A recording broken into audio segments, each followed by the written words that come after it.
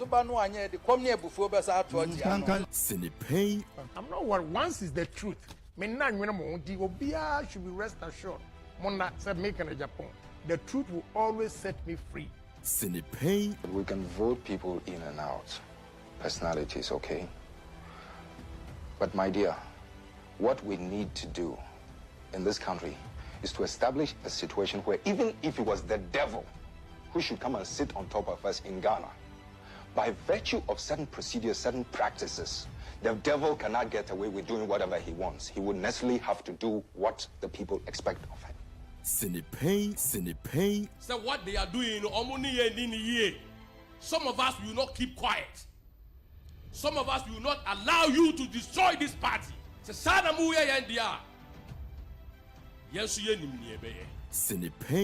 Betting tax that they said they have abolished. We never collected betting tax. We never implement the betting tax. So to come and tell Ghanaians that you have abolished something that was not implemented is to deceive the people of Ghana. Whether you like it or not, Ghana, for the youth of this country, I'll put my life on the line. Anything that is wrong in society, I will say it. I noticed that when the finance minister came to present his statement, for the first time after the inauguration, the swearing in, the majority side was heavily populated. Mr. Speaker, that notwithstanding, Mr. Speaker, we have witnessed what we can best describe as an Azan budget. It's not party more. Obey you position and the sabotage will be. It will happen. So long as Nyankopama Moding near Betimia Casa near WhatsApp platform, this we will say it every day to make sure say selfish individuals the minia omo person omo niama to please their own self.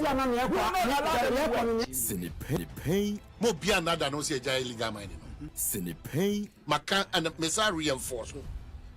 Say me reinforce say NDC for and mo illegal mining at this time. Sinipay.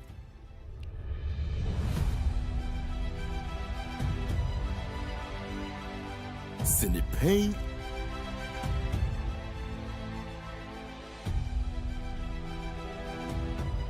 Sinipay.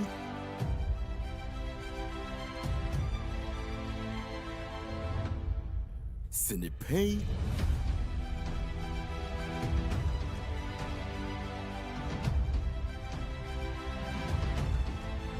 Sinipay.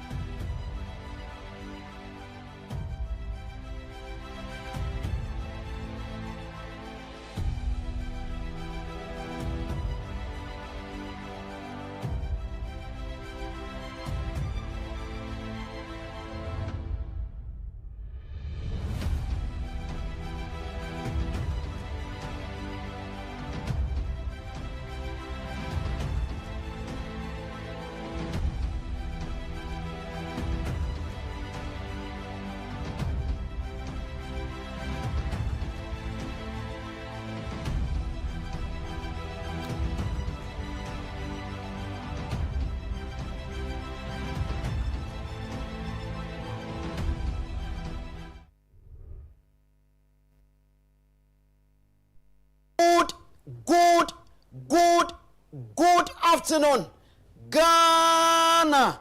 Raised to the power 33,000. And now, so air the Fufra Yankopon, Ede Adumier, Techama Dabo Jumbo Jedi Mwafrisane, Ebrason say, Yadis in the page mediano, Yade Ebrewana, I wish I can Shannon so say, if we sabre equisi no 9 ebebo, Menu and Yedi Eshemu Ewaha. Jumedian di Edison paying ye cano senia etie, a high end diatem, a high end crocron for ye cano crescenia etie pepepe, enti insrohe. Na mamen no say okay ho ewo o man 107.1 FM so ewan crampuni mantemo and in other environs afe mo amokai ho ewa santimantem e won so eye ash 101.1 afei 90.1 nap radio ewo infinity mantemo precisely asen fosu ya yebo adwuma ewo ho afei sietu fane epie wo UK memua sources radio Amansan radio sources radio Amansan radio eho nyina ye dem live and colored ya yebo adwuma afei sie de ani echiremo ewo ye Donald Kofi Trump ni memua eho enso so eye Kencity Radio and afei Jerry's TV enso so eken ho afei Facebook and YouTube enso so Net2 TV GH Net2 TV GH midin ede Anthony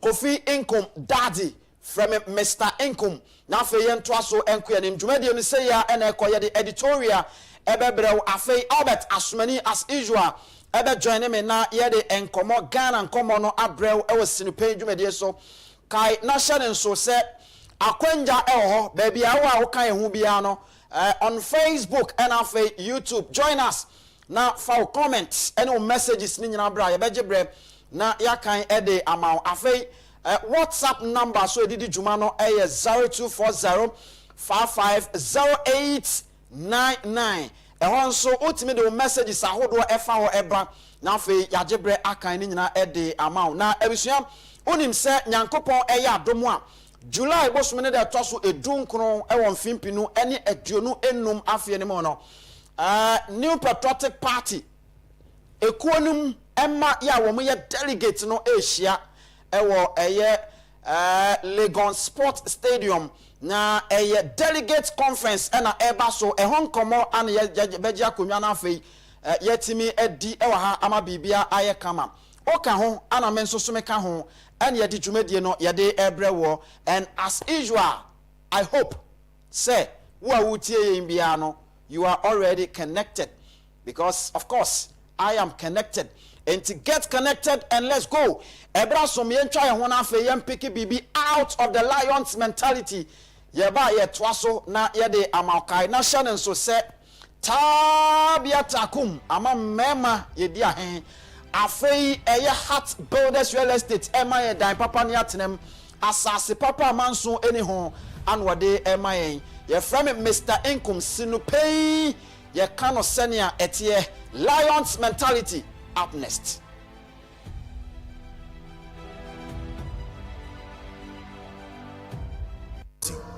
The lion is certain. The lion never second guesses. When the lion goes in, it goes in 100%. There is nothing half-hearted about the lion. How great could your life be if you lived with the certainty of a lion? What if you just started believing in yourself and your own abilities? How far could you go with unbreakable self-belief? Who could you become if there was no doubt in you? If you trusted your intuition and just went for everything you want in life with the same ruthless certainty as a lion hunting its prey? You can't rely on other people to achieve the results you want in your life. You are the only one responsible for your results. Take responsibility. Take ownership. Take action. Only you know what's best for you in your life. Only you know which path to take in each moment of your life. You must make those decisions with certainty.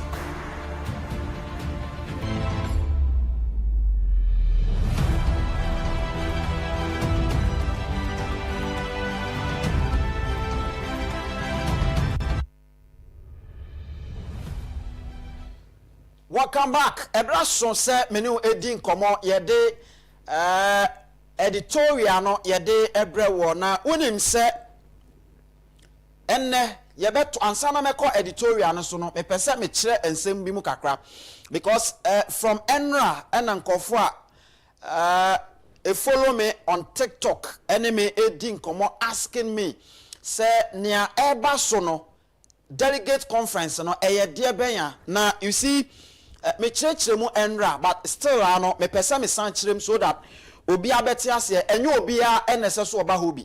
Yes, you qualify to be part of the New Patriotic Party, but ni aye kwa koye no eye for delegates one a qualify so meto aba ɛyɛ wɔn pɛ na ebi nso questions so mu bisa ne sɛ yɛ kɔ akɔyɛ ɛyi flag bearership elections no ɛna ɛba so anaasɛ ɛdeɛn dabi saa time no enduru hɔ New Patriotic Party asekuo no ɔwɔ constitution a ɔde ɛyɛ ne nneɛma and saa constitution ɛno ne krataa anytime bi ekuo no pɛ so ɔyɛ biribi no ogyina so na ɔde yɛ yɛbɛka sɛ ekuo no na mambra ɛno no na 2017 ɛna ɔmo hunu sɛ ɛsɛ sɛ yɛsesa nneɛma bi kakra ɛwɔ constitution mu nti ɔmo yɛ certain amendment bi ya enra kra me ne Albert na yedi bi ho nkɔmɔ ɛwɔ ha na wei no de ɛtɔ ɛno ɔmo san akɔyɛ Nyankopɔn yɛ adom a memenenda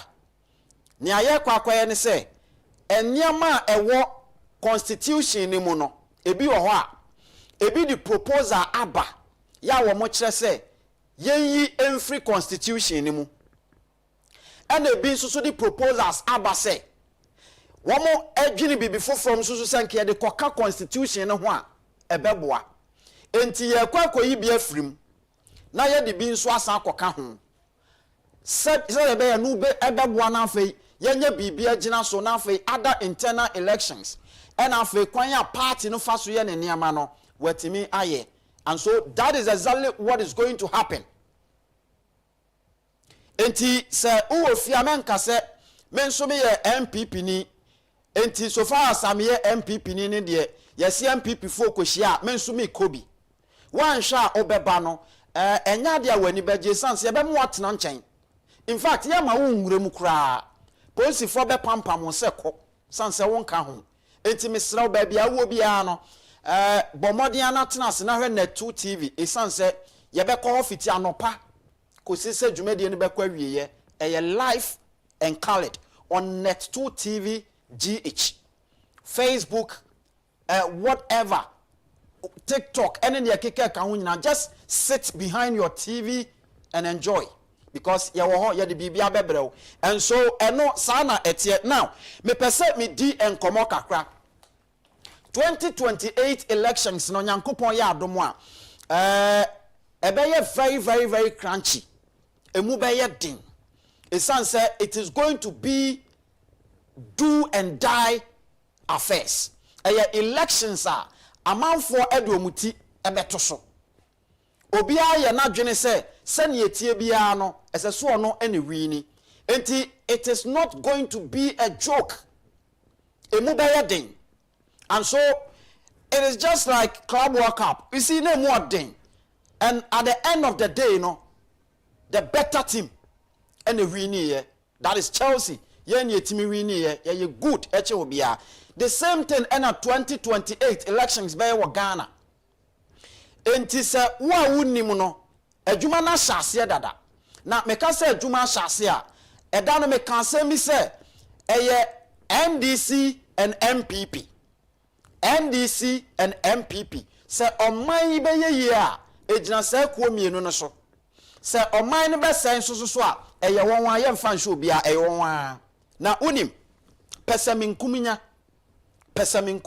yemfa nwo man se woye wadwene se ne ameme de beba na ye so obi di ba de a enya eye pesaminkuminya wo sa nipa no wo ye bayifo enti all the time ya na minsuro se metimi ebie ma no aka se New Patriotic Party amanyoku no sebe omutimi ya niam a womani eda ho na all the time no NDC ade bia NDC beye bia NDC ka kira se jinsuo we nanom a o chewa ade se gine din kura no bibi de akire eti se wa ma wan kase wadwi mu anda ho a all the time NDC for no ebetimi aye niam bia ebe wi ase no na se be wa wo ne nam no e na wo ya beda ne jimifo and so it is up to time esese your friend saying MPP ekuo no oma nani eda ho se wa ma wani anda ho a 2028 se wo hwe a New Patriotic Party lose several traditional seats in 2024 elections and no ekire say emre bi eba NDC entimi enyina Ghana han kan kire say the stronghold any voter region it will never happen again sabre no etwemuko Sabre no etwem ko. Okay say emre bi baaya ne ye nuanom a ye brothers mpanifo mkọbọ bra wa Nigeria no. Okwa onfa hwima wo ba no okuta tape kakraka bi. Ade a chia no wo de bonnwom na mofra ye de akire ne yesa. Enne sanse hunu ni nyina atwem. And the reason why antia atwem ne say abofra na nkasa no okuta ne iPhone enwoma a ewo ni phone so na do se chen wotwe wuwi. Enti sa wofa okọ Nigeria okọbọ bra no wantimi amobra papa amfa bibi papa amafie na wo send the tape eba obi aniwachi. The same thing and abato na ye to Ghana ha no emre bia atwem ya no obi betimi aka se ahaya me stronghold no sabre no egusu etwem ko se wo ye politician na esesa wo ye smart me say sabre no etwem ko enra BBC ewa santimantemo. That is time His Excellency John Dramani Mahama the thank you tour in Ashanti region. New Patriotic Party thank you tour mokoye no say na campaign anu nko moko akoye. A campaign enu mkokoye na wo he wo mo de no now the toto ne a NDC ashase a wo ye na it tells you say me say stronghold etwemko. Stronghold etwemko. Yes say oman mu niama nyina niama nipa neje ene niama hodo a sabe ma ye niji wa asase su no etwemko nyankopon asem ene betena hoda ba bia edru no stronghold etwem. A time is coming NPP ntimi nka say Ashanti region Eastern region I am a stronghold. It's just a matter of you being smart. Esese wutimi hu say ba bia wiase ekonie. As I say, these are the dynamics. That is what you need to do. It won't tenase na wonye niam bi asabe emwa. Me no mienu nyina nim ne di wa dance say Dr. Mahmoud Bawumia e kan asem in 2024. Time anu oye campaign. In fact, okọ Northern region na sem o catch Northern region fo nyina ne say. Me nuanom Northern region fo. Monto abamfa mame. Me so me ye munua sremuni. NDC fonso so jo munua sremuni e na eba na munua sremuni John Dramani Mahama no waba pen. In fact obae no wanya hwe amamo MPP fonso so yi me se memra amen so me ye sremuni na ade ba ko sremufo asam hye ne nso ne se John Dramani Mahama na oba no owo 4 years pe na se me Dr. Mahmoud Bawumia motoma me a me wakwanya say after 4 years metimi asa ko additional 4 years making 8 solid years.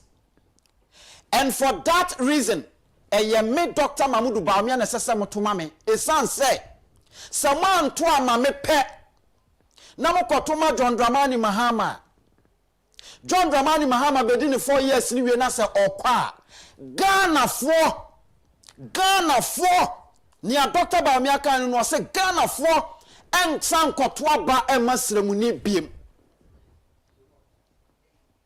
o say seman to amame ama me wa kwanya se metimi akọ 4 asa akọ additional 4 making it 8 years no man to amame na mokotoma John Dramani Mahama no so free srem na so no ba no obedi ni 4 years na Ghana for en san to aba en fa masremuni biem.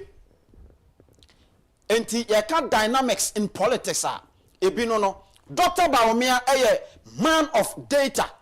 Enti okansa no right there na me say yes data juma because there was no way say 2028 Ghana for the sankoto abadi akosrem. And that is the main reason why say your political party say we are smart in choosing candidates. Esa say one smart obedu dokono kwa. Sa wanya smart a yebeto aba na wie na nsa guti na wusu. Sa wanya smart a yebeto aba na wie aduane si wanim kra untimi ndi. Esan se baby aka akono emwa. Look, nokre nokre na nokre te sepane ye de wowa wankasa unu se eya ba se oma ho kwa me ye de wo na edro no ko wedie mu a ebe ye ho adwuma. Enti New Patriotic Party ma mo ho kwan me wo mo panie wie mo ho kwan me wo mo panie sa panie we no Dr. Mahmoud Bawumia na de ma me ana me de wo mo data ho asem na me no eka no o se 2028 Ghana for Twaba and Franco Sremu Beam. Seninanum Sremu for Antoamana. It is a way a new patriotic party back. This time, I have Dr. Baumia Kaya Yamina Mekaye.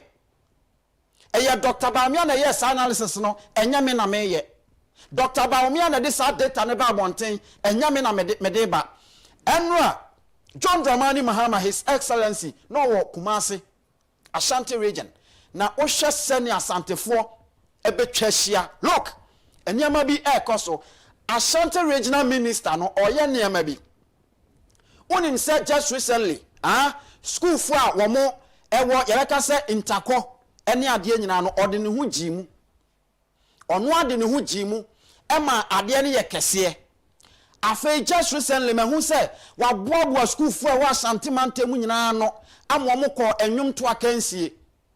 What you say? So the guy is building something. You may think otherwise. Say, oh, where they say a normal entertainment, and it is never a normal entertainment.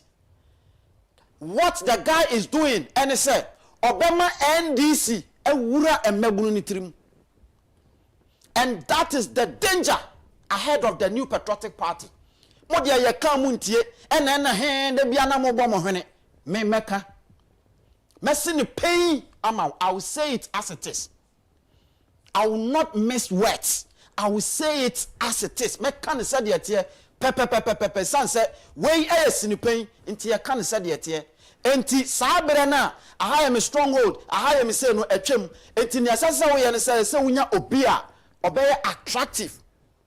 Baby obetimi eyi bibi eho. Baby obetimi asese nipa edi aboso. Esan say wanya sa o party na wie ye eba.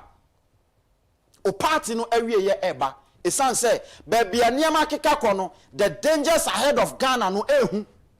It is how your political party na wanya smarter. They will outplay you.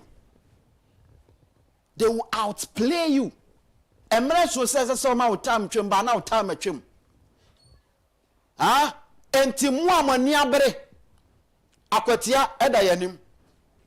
Mu amani abere na mo hyesumase ebo pogwane Kennedy ohina Agyapong ma yenye ne ayebetimi bia yembubu ne nam yenye ne ayebetimi ye pese ye ya se bedru se anke ye koto abananka Kennedy Agyapong kra no ono ama ne nsa so se mi nkobiem. But look, mopa Kennedy Agyapong muntwa ne ti enhye nanum still obekwa Kencity no, and he's going to win to become president of Ghana.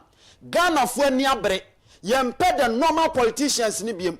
Unim se enra mi wade bia ekoso wankran ha na eyeme de se police for de omo ho agim esan se police for omo ho angima na other areas and other regions no ewo Ghana anso nkofo sha se so omo ya emoja ye be hwiegu o man mu no ene doso enti mi hu se police for de akire na mani age bronu bi o enkran ha yes, yeah, for say Zabu Zongo say bibisa. Ewo enkran ha na unim. Yenuanu Muslimin fo a ewo ho no. Ejuma wo mo eye nie. Ejuma mo ye ne say omo se omo mpese emmegunu no ebenum dubone ewo ho. Wo sabro no ne so de se unim wi ton a fako ba bia obekwa akoton. Obi o wa okuta your friend said degree ewo wi ton mu almost se fa ko ba bia de beko enye sa area ho etu omo bon wan ko for them omo bon raketos gato bia o bia ko for na make sure say yaguno edie bentia they want to protect the lives of the youth or their youth in a hard way ye be ye friwa no opo wumpo ye ma hunum biem ene no na ekoso MP se wo Ghana ha omuhunu ye MP se wo Ghana ha omuhunu ye so metimi ayeye sa niam ne bi wo constituency esan se endu boni a Ghana fo emagunu enom no medical gina ha ka cho se ya hwe ye mre bi ba emre bi eba adwuma be bu o man yi mu adwuma be bu. But a meguna says so ye adwuma no ye nya bi mo amonye And that is the danger ahead of us. It is a political party, especially the New Patriotic Party. I may a sympathizer. Masamu American say, John Dramani Mahama, and in the NDC Amanyoku, Wamu ye Juma. Wamu ye Juma, and ye Juma Moyan say, Wamu bua my papa be, where mu ye ni more moment to me bibia. Wamu timinya bibia. Sika hununa no mo ba bedi biako wo mu ntimi nya hwe New Patriotic Party se wo a ubetimi aye no waye ni yi no wo ma wani ambere a wo mra no na NDC fo asan atam de ko enti ebiti se yeru oseche mensa bonsu wo a wo mpeso akra se ogina na gbotwogbo obi anje so enso mo hyase e na mo pushi yenye ni sei yemfanfa ha top to down yenye ni sei bibia no ye hyase free from ne de kosoro monkoa na mo hye bibia se free soro de ba fom na mo bedu fom no na amna e da ho no mo akwa akohyem oti ase enti babia ne amakeka kono dynamics a mo de yem politics no eguso sesaba se politician jina no ne Ghana ni kasa Ghana ni ne hwe ni din enye se watade na ye ne feo enye se bia wo kasa na ye ne de o ne mom onsam a wo kana onim se nkontompo na wo twa no no eno na ye no nwanwa enti no wo hwew enti ebra ya durumu eno no se wa ma wani amre na wa hyehye wo ne amayi a ebeduru ba bi no party no bebotwogboy obi anje so enti mohwe Dr. Baumia na kae se Ghana fo nto aba nkosremu biem se John Dramani Mahama of NDC eba Ghana fo nto aba nkosremu biem enti se sa na tie de a me wa adwene madwenem won so wa adwene dwenem na afa ye nyina ye nto aso enko enim ye fra me Mr. Inkum abusua ma me mfonsia na afa me na me homra me ba Albert Asumani as usual the political zabe join me na ye de Ghana nkomo abrel na bomode na Africa na hye no so so ye bema baby aduru no emmema ye de enie tabia takum nkomo na meni edie na tabia takum eye aduru nwanwaso ye de aba bonten a so ye bema na nya bia hey no kre ne se eboawo emma wo yire ebema wo yire eni agye wo ho ebema odofo eni agye wo ho eti bema we de bomodin se on sabetimi aka bie tabia takum eno no wo robem ti wunya ye ya umiegu tekrema so a wo hu na otafretafre nkakrakra enu anwumre na bibia ye boko na babia ye to aduro bia do ani kiremu atabia takum on sabeka bi afa se wo pene dodo so no watu no akwakoton na nso anya sika gu botomu a frey na ye ni nkomo e was 0243 686861 0243 6861 tabia takum na frey na fe yentimi eni nkomo eno na mam kokrafo nyina se om nyina ye emrante ya ye bo adwuma pia busua ma me na me ho mra na me ba me ne Albert Asumani etnase na ye de Ghana nkomo abrel sinupen e kano senia ete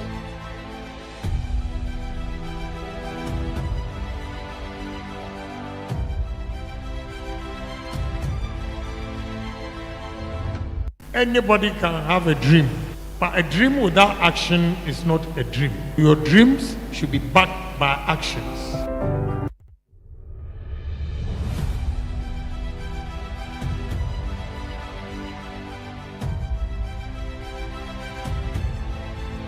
So abani we ya ye bobo se wa wen obi gina TV3 so wo ka kire nipa na wo se wo na TV companyfo no ko John Mahama wo ka kire nsa abani de kom ne abufuo na to ye Sinipay na za kwa na do so ka kire nsa te kom ne abufuo so no so ba no anye de kom ne abufuo be sa ato ti ano Sinipay I'm not worried. Once is the truth. Me na nwene mo di obia should be rest assured. Mona said make an Agyapong. The truth will always set me free. Sinipay We can vote people in and out. Personalities, okay? But my dear, what we need to do in this country is to establish a situation where even if it was the devil who should come and sit on top of us in Ghana, by virtue of certain procedures, certain practices, the devil cannot get away with doing whatever he wants. He would necessarily have to do what the people expect of him. Sinipay. So what they are doing, some of us will not keep quiet.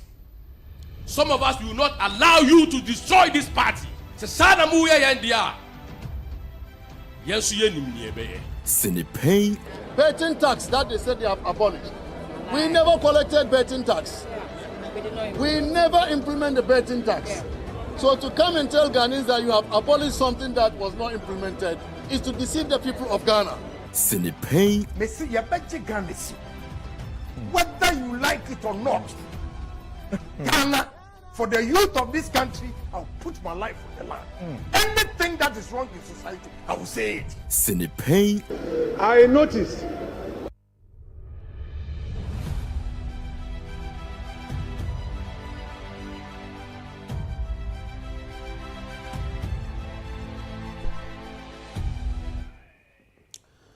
All right, welcome back. Me da say okoso kame ho e was Kencity Media so ebra so say me call ahoma no so na fe ye adwuma bi kakra eba.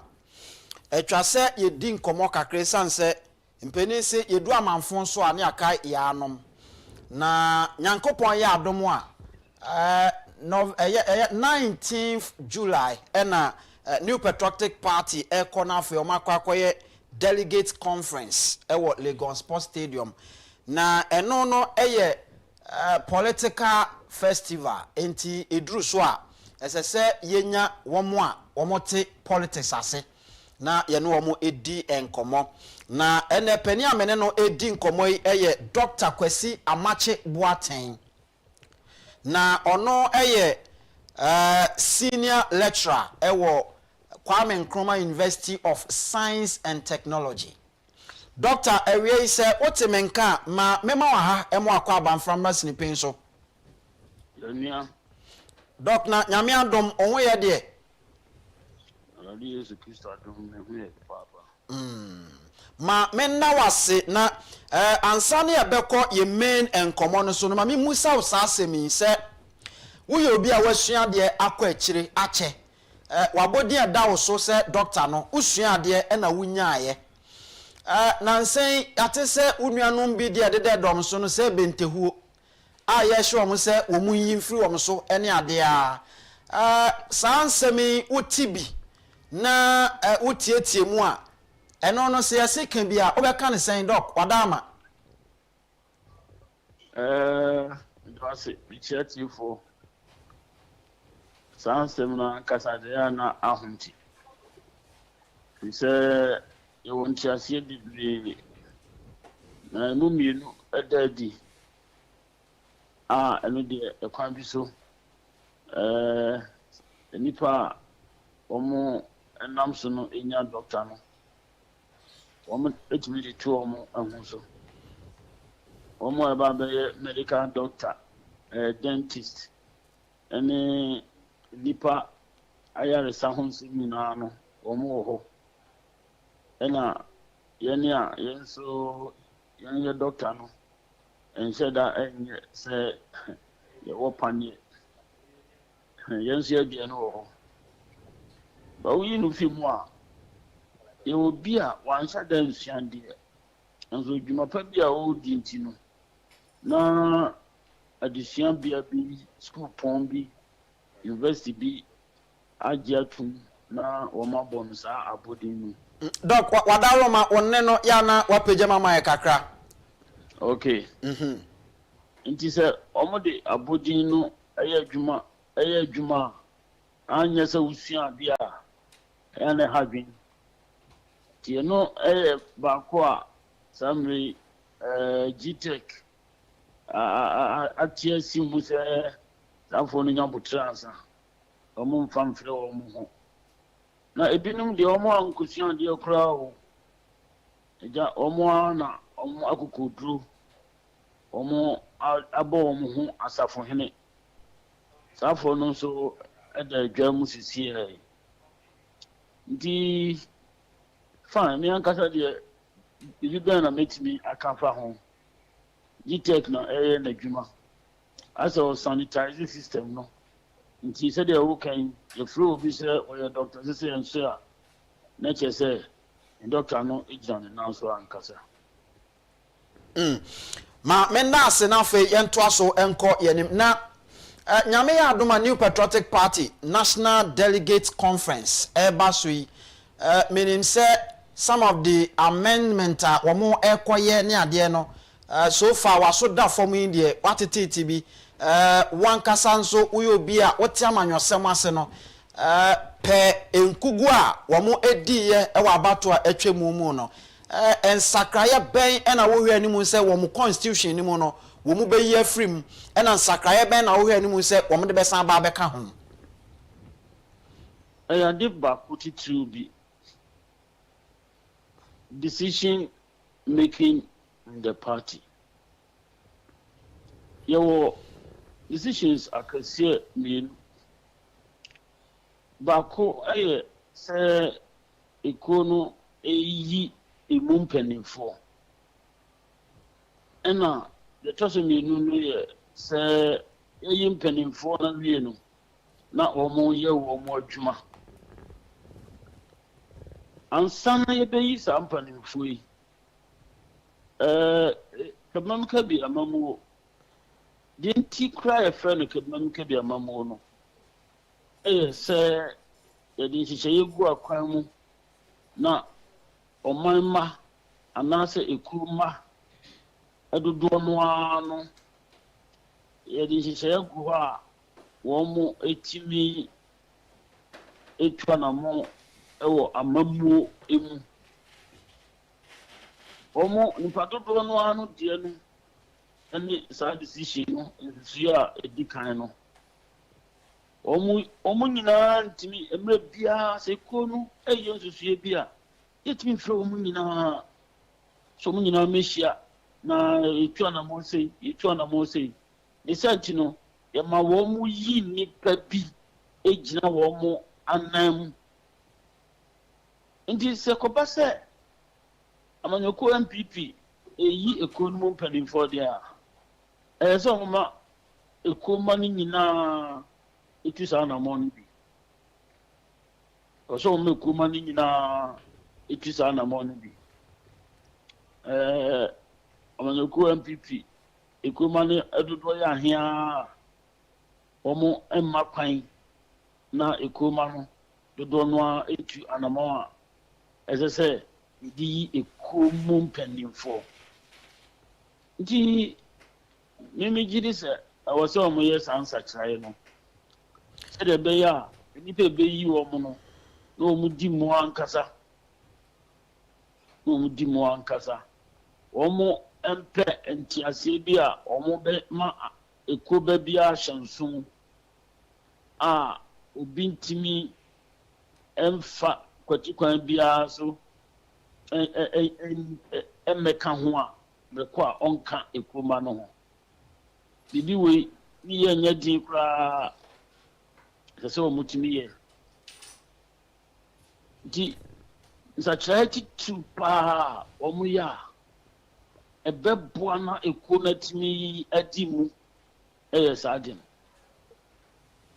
wɔn hia sɛ wɔn ɛyɛ saa nsakyerɛeɛ no ɛbɛyi sika abɛ hyɛ ekuo no so no afi mu because ebinom tɔ dibea no nkosi sɛ ekuo no nhyehyɛeɛ ma kwan na nipa kakraa bi na ekoyi ekuo no mu mpanimfoɔ no wɔn ɛpɛ sɛ wɔn tɔ dibea no a wɔn bɛtumi ato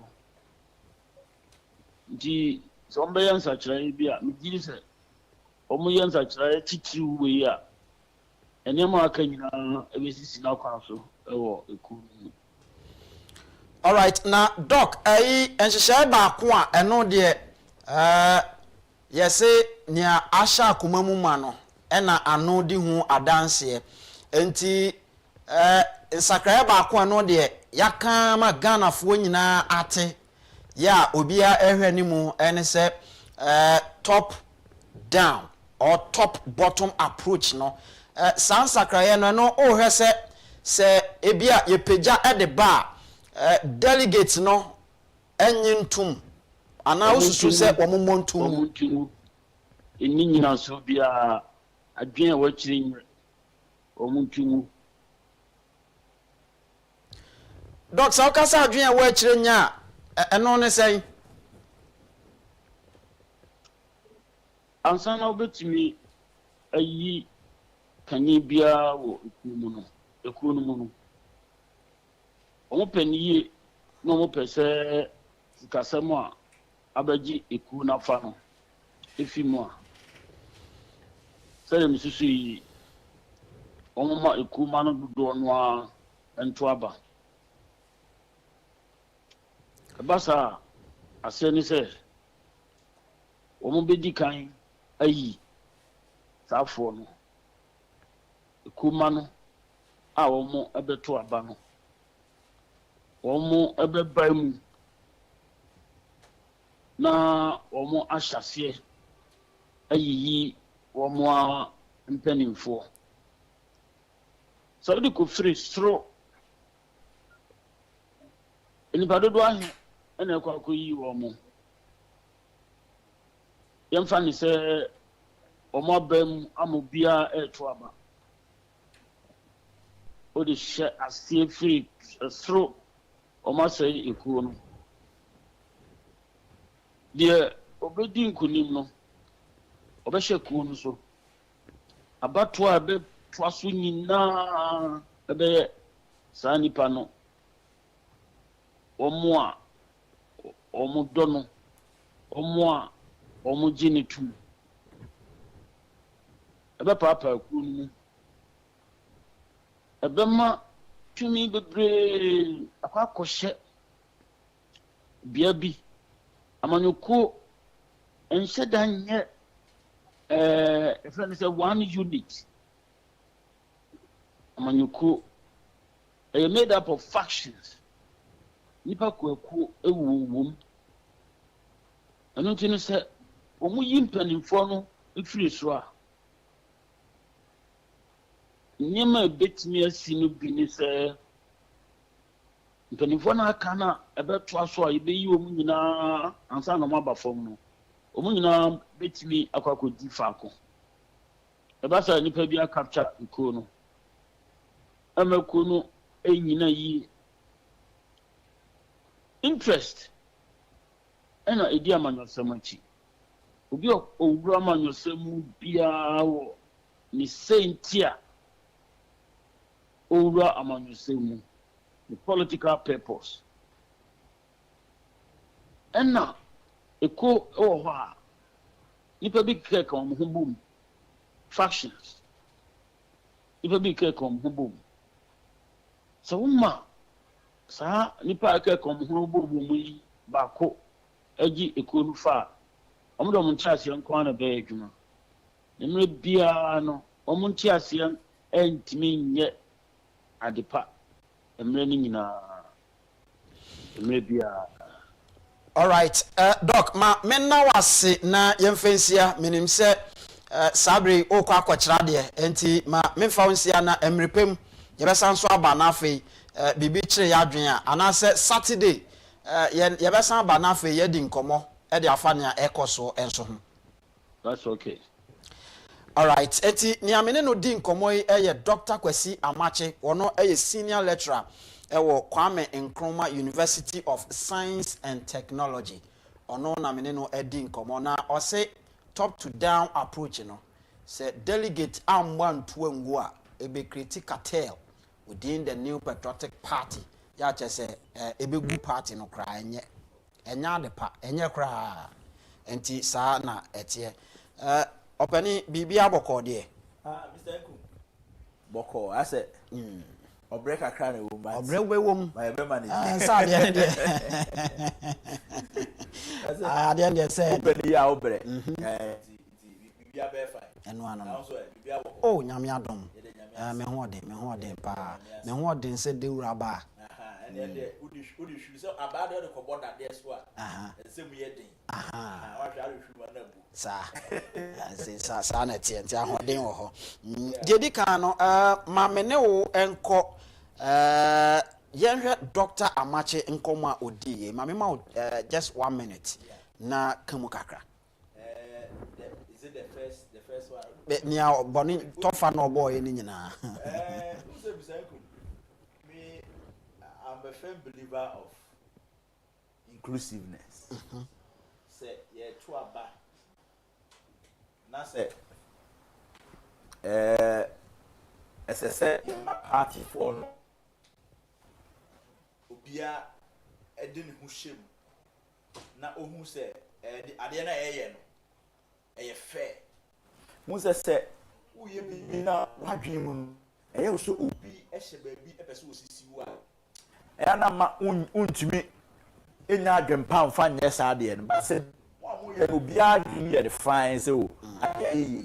Sunny, and say, be a fine with the decision.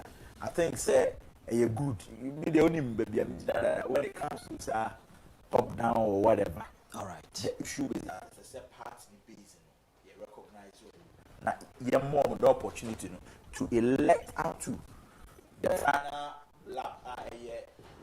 All right. My main sign income rana fe yin komo many Albert asumani the political czar and what na say ya yede Ghana komo e was in page media so yede ebrewo na medical catch say o messages or comments ni nyina no ye hwe ni mu say wo de beba fafa Facebook fafa YouTube and afi WhatsApp number no the first one ni nyina no no pepepe ye be kan ma na dedika no enra ena ye yankasa ye maame meka ye maame a na mepese me kire eye Madam Christiana Agyapong anase Mrs Christiana Agyapong na Christina ka ya me yakọ efom ho kakra Christina Agyapong aye adoye na adoye ne se New Patriotic Party amayoko ne mabia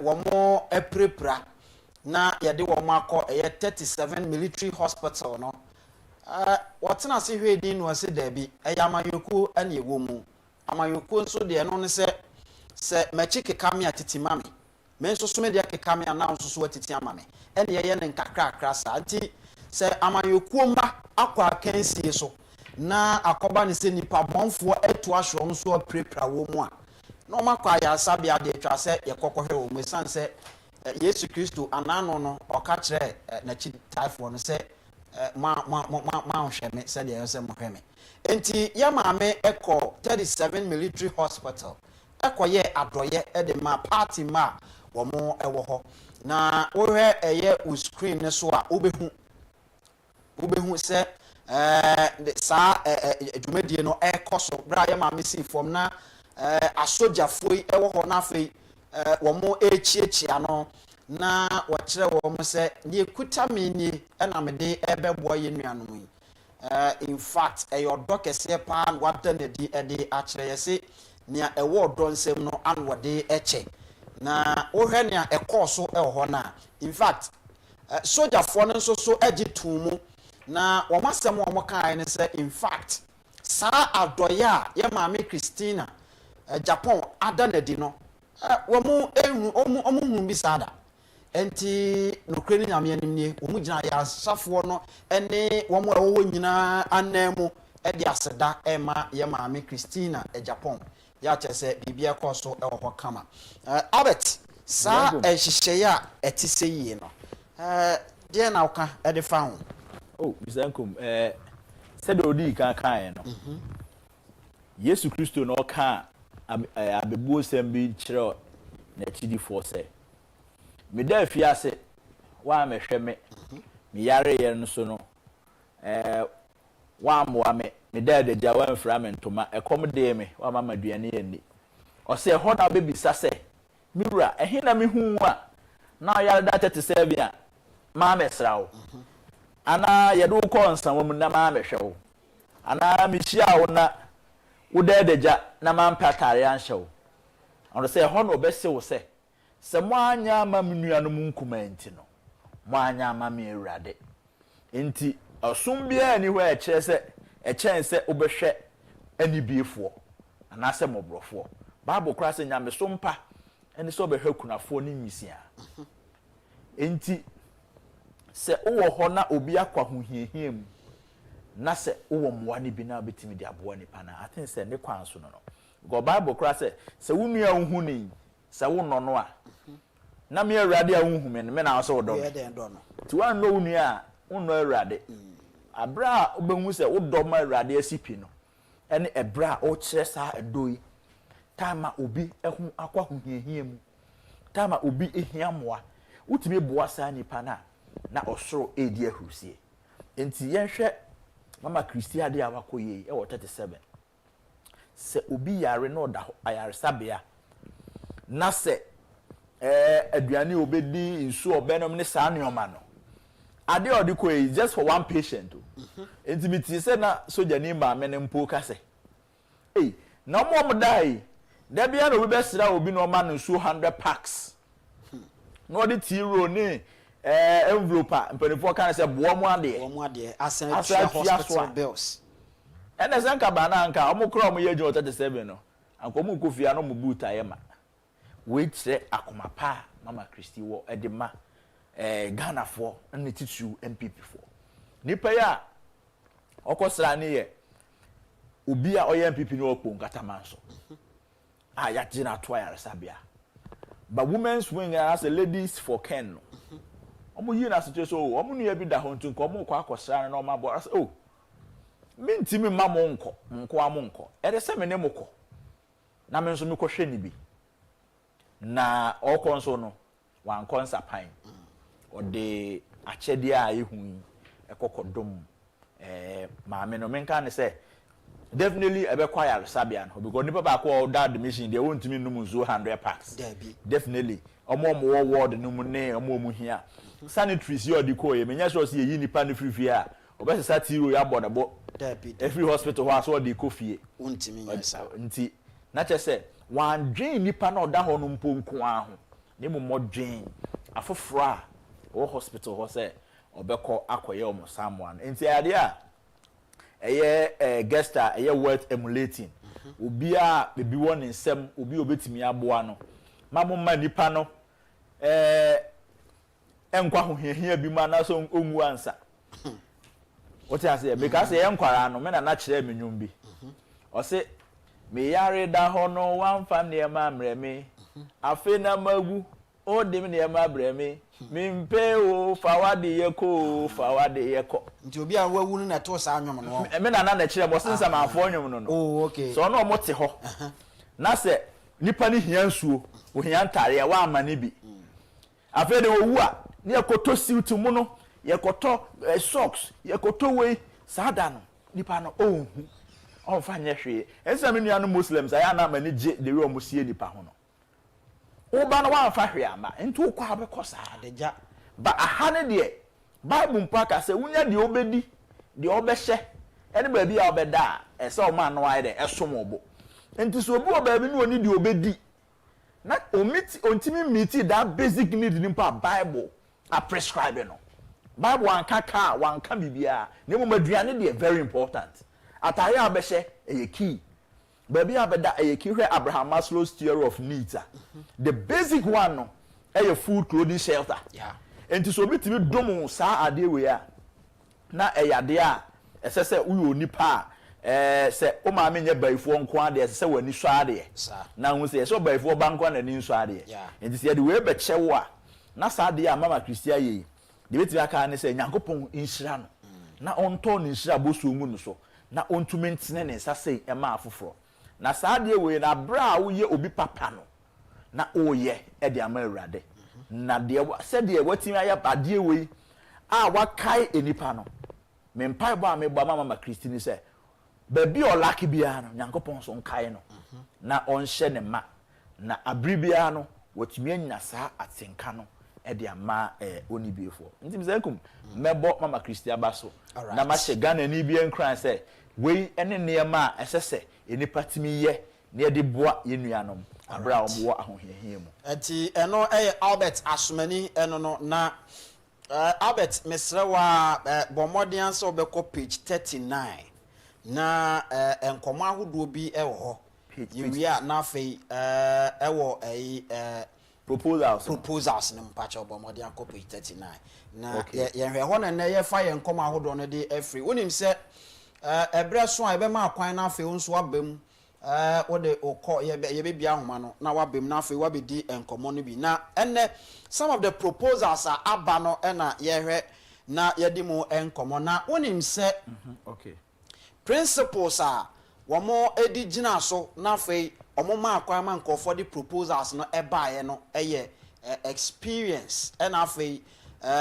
dedi kan ye experience de tosu mienu enso ye enipa a womo susu se womo te amambuo ase afi ye ka campaign womo ye nkofo a womo nso ete ase so these were some of the principles womo gina so edege sa proposals nkofo de baye no womo je editum endra ye di kan hwe nia keke kan ho ene ade na enne no special proposal bi e wa ha na me pese ye hwe we ni amendment proposal submitted by the NPP National Council of Elders na ohe items e wa ha o say all members of the NCOE shall vote in all national elections. International say national elections be mono omo pese NPP National Council of Elders no omutimi participate eno ye baako afei the etosumi no omo say in addition to the regional representatives on the NCOE the council is allowed to nominate 5 members for appointment to the council based on distinguished service, support, and exemplary commitment to the advancement of the party. This will be done from time to time.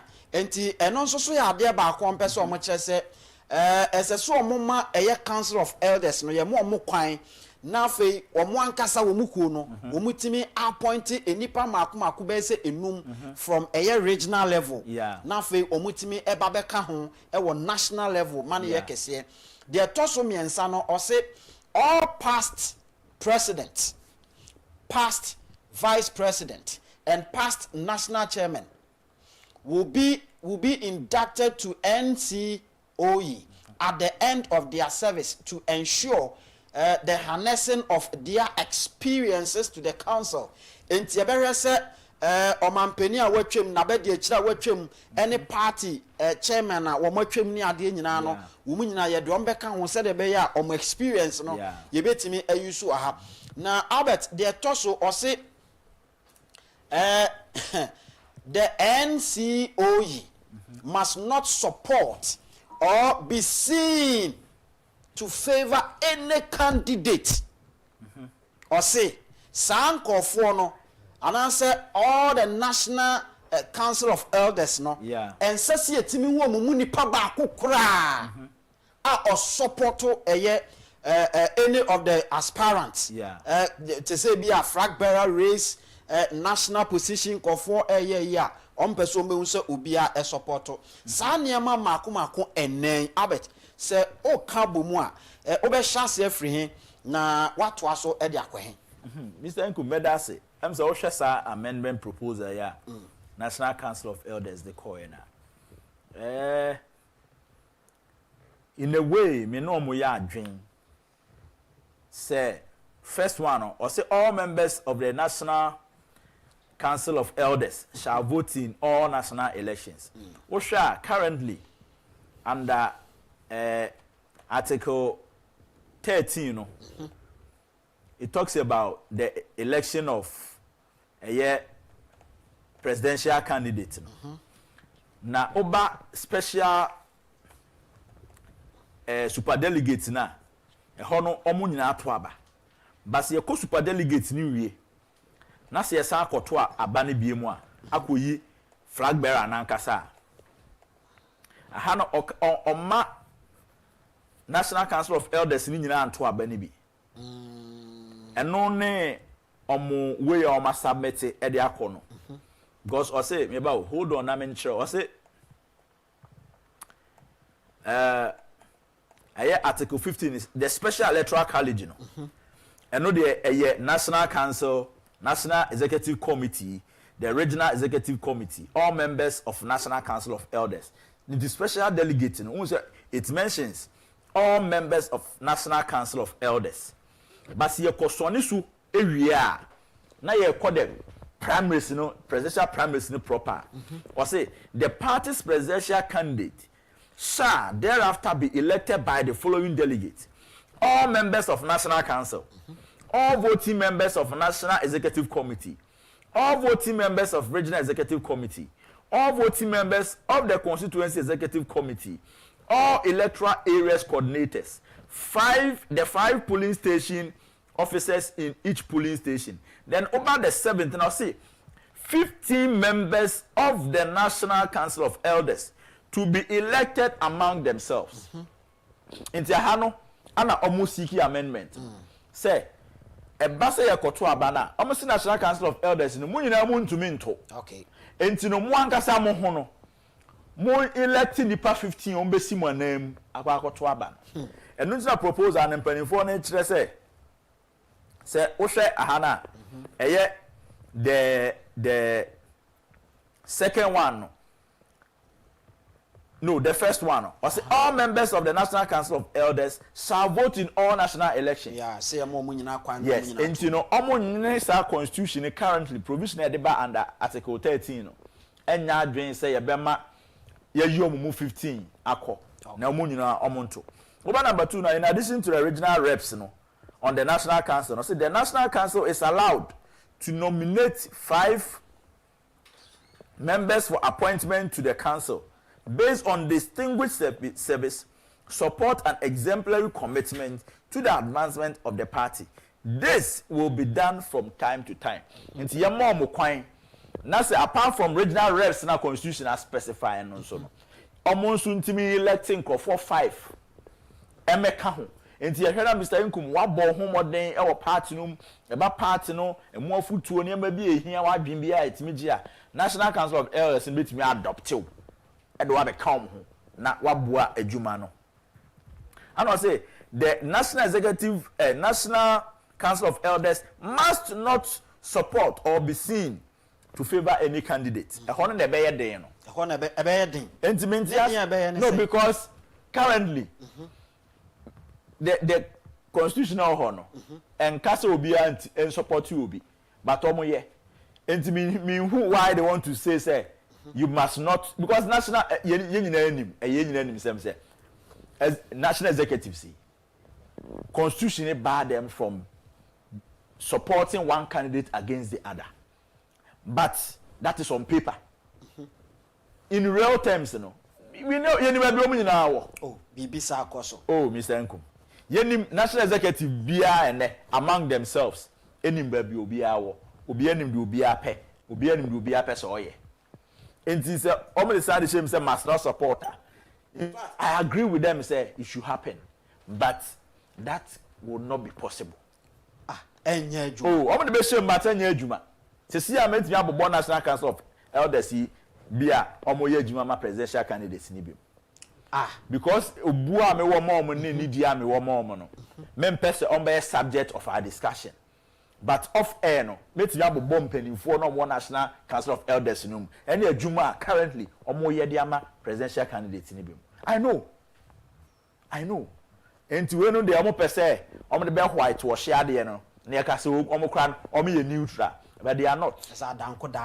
They are not. And to me, I would have preferred a bemana a lie low. I am Fabi Bianco Shemunga say, Omo, they will not support or be seen to favor. There's one say now one more air. Yeah. Won't me enko kanwe enchire. But say a back constitution anymore now you can even take them to court. Say then are they way against a world constitution say menye. Now woye. And I'm say currently your original chairman, regional national executives are openly declaring their support for candidates. Oh, me sure say one more year be oh, Mr. Nkum. Yentiha, and I to about 2022. And all 16 regional chairmen, with the exception of one region, Ebejina Bontin declare support Major Mbodu. And yes, openly. Didn't they do that? Omoye. But some year no so amfa. Yes, anytime I can say it's not about a befa and an emfa. It's about the principle. We are regional chairman, 7% the general secretary, now Bogoso region, and also what team regional. Meba unaso, and why then? Abe dinko abe campaign. But at the moment you tell me, say, you support Osiahene against me, no, I'll not even come to you. But they did it. That is why JFK winning general secretary, Rachama won to me, not a tap Rechiano Muntuminko. Because Omunina declare support my John Bodu. And I Yanko so there, until say in Crofobimo. What I say? And yet there, oh, Pese Ebano and a beba. What God has ordained will definitely come to pass. Oh, but I am not tidy or party because yes, Anna at day, I'm a man phenom. We are sure say JFK or Tiho and Nekrano, or Din Komobi, no said Chamawun to me, Bobacan Watum. Ah, who say, Abonia Bobacan Watum? Or who say, I go home, Eba, Obacan Watum? Or who regional chairman be Bobacan Watum because in Crawford did not support him when he was vying to become the general secretary. And the ancestor man ye open po. Sebe electoral commission and board to aba. IGP to aba. Nkofo mu kita positions were Ghana ha omo ye nkofo as remaining neutral no. Omo to aba. But they don't come out openly to say me support it enipa asumasi and asa me support no. It happen say somebody shame na kwaya de be bind no bia ebetimi aba aye ne said there say some year as impenifo. I think say is the right thing to be done. Now, Albert, omo de ade item bi e wa ha eno no ebobo madwene kakra. Madwene a ebobo ene se mami ndi kan enkan na fe the same way page 39 now. Okay.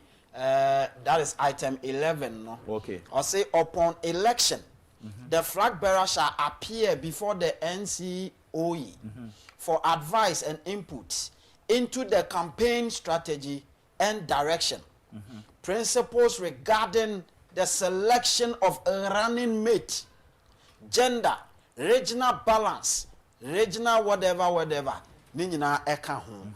And on mi busa say, on say, ansani adi propose abi be ko bibi ho. Yeah. Not just say it does a problem be aba wo bibi ho. Yes. Etin ye de ko. Mi busa say, efi bre to bra no. Ebesim pempen so aye wo mi. Yeah. Running mate no anase vice presidential candidate no abeye problem wo party ni mu ana a create issue be within the party. Enu nti ese sabre ase ye wo wa ni sei. Yeah. Say omo National Council of Elders no. Omo ye mpanimfo. Nti ansa na bibi beba no. Ansa so mbe kasa no mu ni ndom na gina so. Social Constitution ma article 13 na clause 3 subsection 1 or the selection of vice presidential candidate. The can say the party's presidential candidate shall in consultation with the National Council nominate the vice presidential candidate. Enti ewo ho dada. Enti ewo ho but enye National Council of Elders. Enti pese elders na nkasa na be take charge. Of which I don't agree with them. I don't agree with them because National Council is the second highest decision-making body. MPP, the highest making decision body, the Saturday, the National Conference. Delegate Conference. Yes, omu taking the highest decision. If you're number second, the National Council, and the Constitution will have black and white to say. The party's presidential candidate, in consultation with the National Council, nominate the vice presidential candidate. And the National Council is the second higher decision making body. No, say among point to me a Juma a beso party how much more the National Council of Elders. But don't the American say National Council of Elders is different from National Council. International Council is the second highest decision making body in the party. So that place, I disagree with them completely. It's not about appearing before them. It's about doing the right thing. The National Council of Elders, Bebrena or National Council no so. What you say? Bebrena or National Council no so. And to say, Usha number 2 now, or say, the vice presidential candidate shall be a known and active member of at least 5 years and shall be nominated by the presidential candidate at least 12 months before the general elections when the party is in government, or the president is not the candidate. The National Council may, however, dispense with this requirement under special circumstances. We anankofo authority in 2008 when Dr. Mahmoud Bawumia. Our constitution. Yes. Okay. When Dr. Mahmoud Bawumia was nominated as the vice presidential candidate in 2008, Constitution black and white said the vice presidential candidate shall be a known, not just known, but an active member with at least 5 years membership standing. As a 7 year MPP for like 5 years. And Sana Party no ebetimi nominate you as a running mate. But this one, a basi have say the National Council may, however, dispense with this requirement under special circumstances. That is what was done for Dr. Mahmoud Bawumia under special circumstances. It's at that time, now he told as General Secretary for NPP in 2008, you know. Emma Dr. Bawumia waiver. And come 5 years now, I can say, or what party wants to qualify, no. You waive that 5 years off. And Anajona, omo party card, man. And he became automatic yes. member of the party. Yes. But not unqualified per the constitution, you know, to be the running mate. But omo waive man. A man card, a man be a MPP card bearing member, but not with 5 years standing. It's the constitution, a Canada. And for National Council to say when the upon election the flag bearer shall appear before the National Council of Elders for advice and input into the campaign strategy and direction, principles regarding the selection of running mate, gender. Sa juma we na National Council National Council of Elders. Obia be presidential candidate bia no. Mutimi to onsa frɛ no. Unfan share constitution no. Because the second highest decision making body no ono ana SSE ma omo any presidential candidate no select running mate no. But Mr. Nkum, the reality too is that at the moment you become the presidential candidate, you know, you become like a shadow president. And tisawanya nipa ni buodu na nimye nyamwa, they are not even able to advise the presidential candidate. And now when you are decisive, people will decide for him. Near the show con Mr. Nkum nimpa se elikem ntimi your running mate. Partner Penifozo file cam. A bikra me contest na elikem bomi buga by a party for some men for this I won't be in Juma. Yes, a fan. After I go fan a na who Jan say uncle abuabo and conquer campaign. Not Ujina no sassifia. But go any mass completely. The selection of the running mate is very key. And it needs experience. And to me, I agree with the current constitution. Like I said, it should be done in consultation with the National Council. But you see, if you the Shah say the presidential candidate should appear before you for advice. I put to the put the council and say if you Friday 3 o'clock you in 2-4. And say we know baby constitution mu dey wo mu sisi no. Ebia opa obefa, otunu for opa obefa opa onfa. But we no be man aba be mandatory. You can't say. Yeah, can't also. Entimi mandatory. They say entimi mandatory. They say. Or say upon election, the flag bearer shall appear before the National Council of Elders for what? Advice and what? Input and direction. Yes. So, advice and your compulsory. Okay. Say you can say yantina say. Appear before the National Council of Elders to select. Then that may not be appear before more say I select nipano. so that munyina we dey there ba we dey there no maka but to say for advice and input and then input nya na obefa it is obana ka say oh bisankum so pelikem oh council of oh kan fa osi ahene so anka enye bad o na be say yo mate megwa kodwen. The truth is that the presidential candidate has more power in the selection than the council of elders. It is anytime I say how no omunyi film because a contradictory because I share the current standing now I can say it should be done in consultation with the national council now. I would prefer the national council to the national council of elders. But national council of elders already I'm more power sir. Mo already after I'm more power. Yes, I got to a banner. Presidential candidate na yekoyi no kra no. Yes, mo nyina mo ntumi ntobi. Enti mo nye 15 pe emrame. After they will say me kra no me pese mo ma ye na to biem. Ne mo be to wi a ye pese some of presidential candidates appear before us. Utumi swa compared to the national council. So let's the article 13 no clause 3 no 2 no let's leave it like that. All right. No mo mo proper work. Na make sure say you see there's nothing like electing a decisive and pragmatic presidential candidate. You see sometimes presidential candidate you know so oyobia ohu ade na oye tactical na onim our the foresight strategy your person oya. In fact time now all campaigns say obey na he or she has at the back of his or her mind, they say, this is the person I am bringing. Within the party. Within the party. I want 5 years or more. That way, banner it still applies. Okay. And the key, you see, sometimes when ya obia or ye competent, now ko electina, I having. Me na before me break, me say until Napo was elected as a running mate, you know.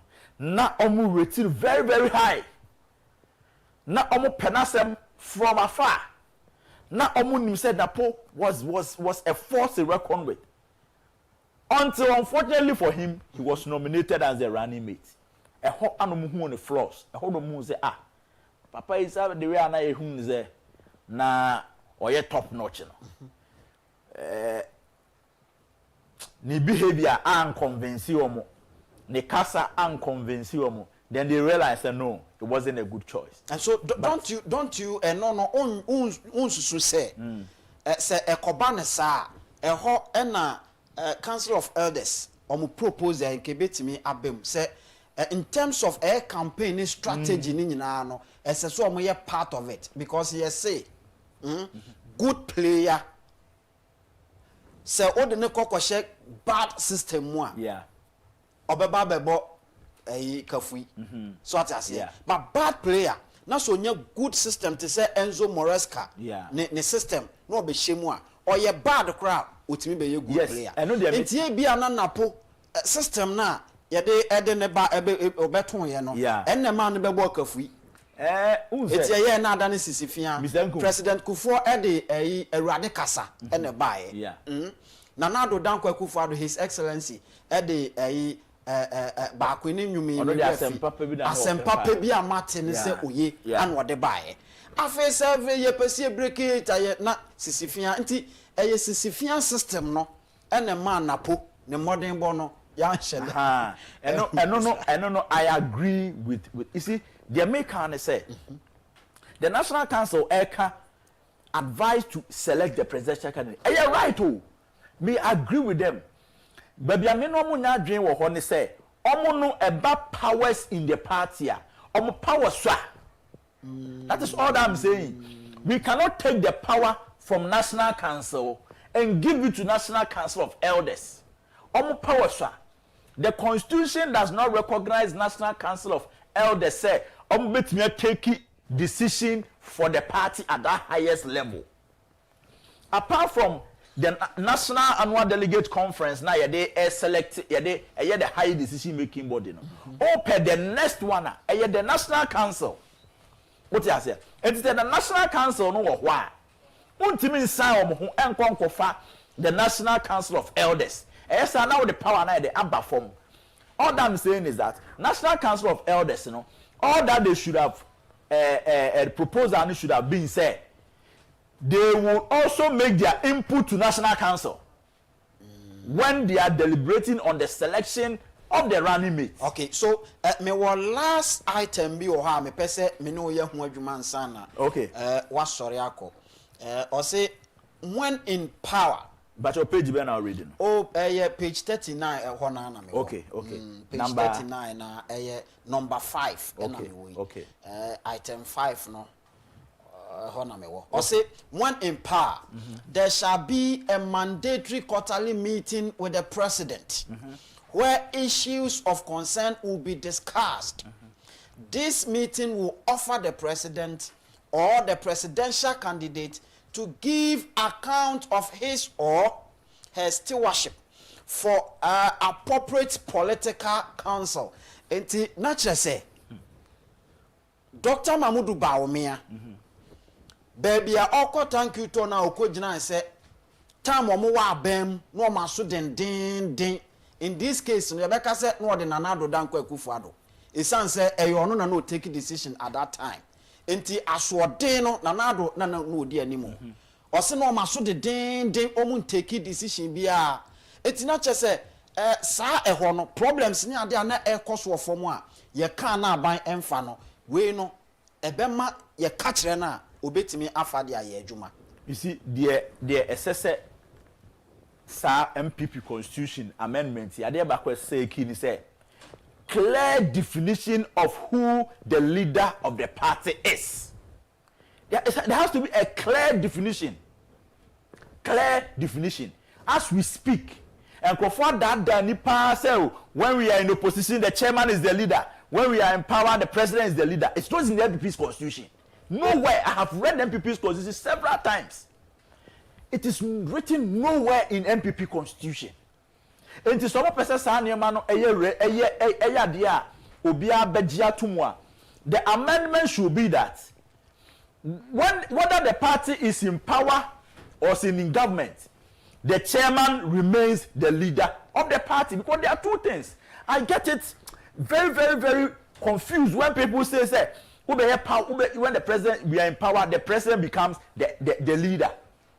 You can't be the leader because your mandate to rule Ghana and assume you intimate self parties at the end home. And that's how once you are concentrating on the government, you are destroying the party. You are destroying the party.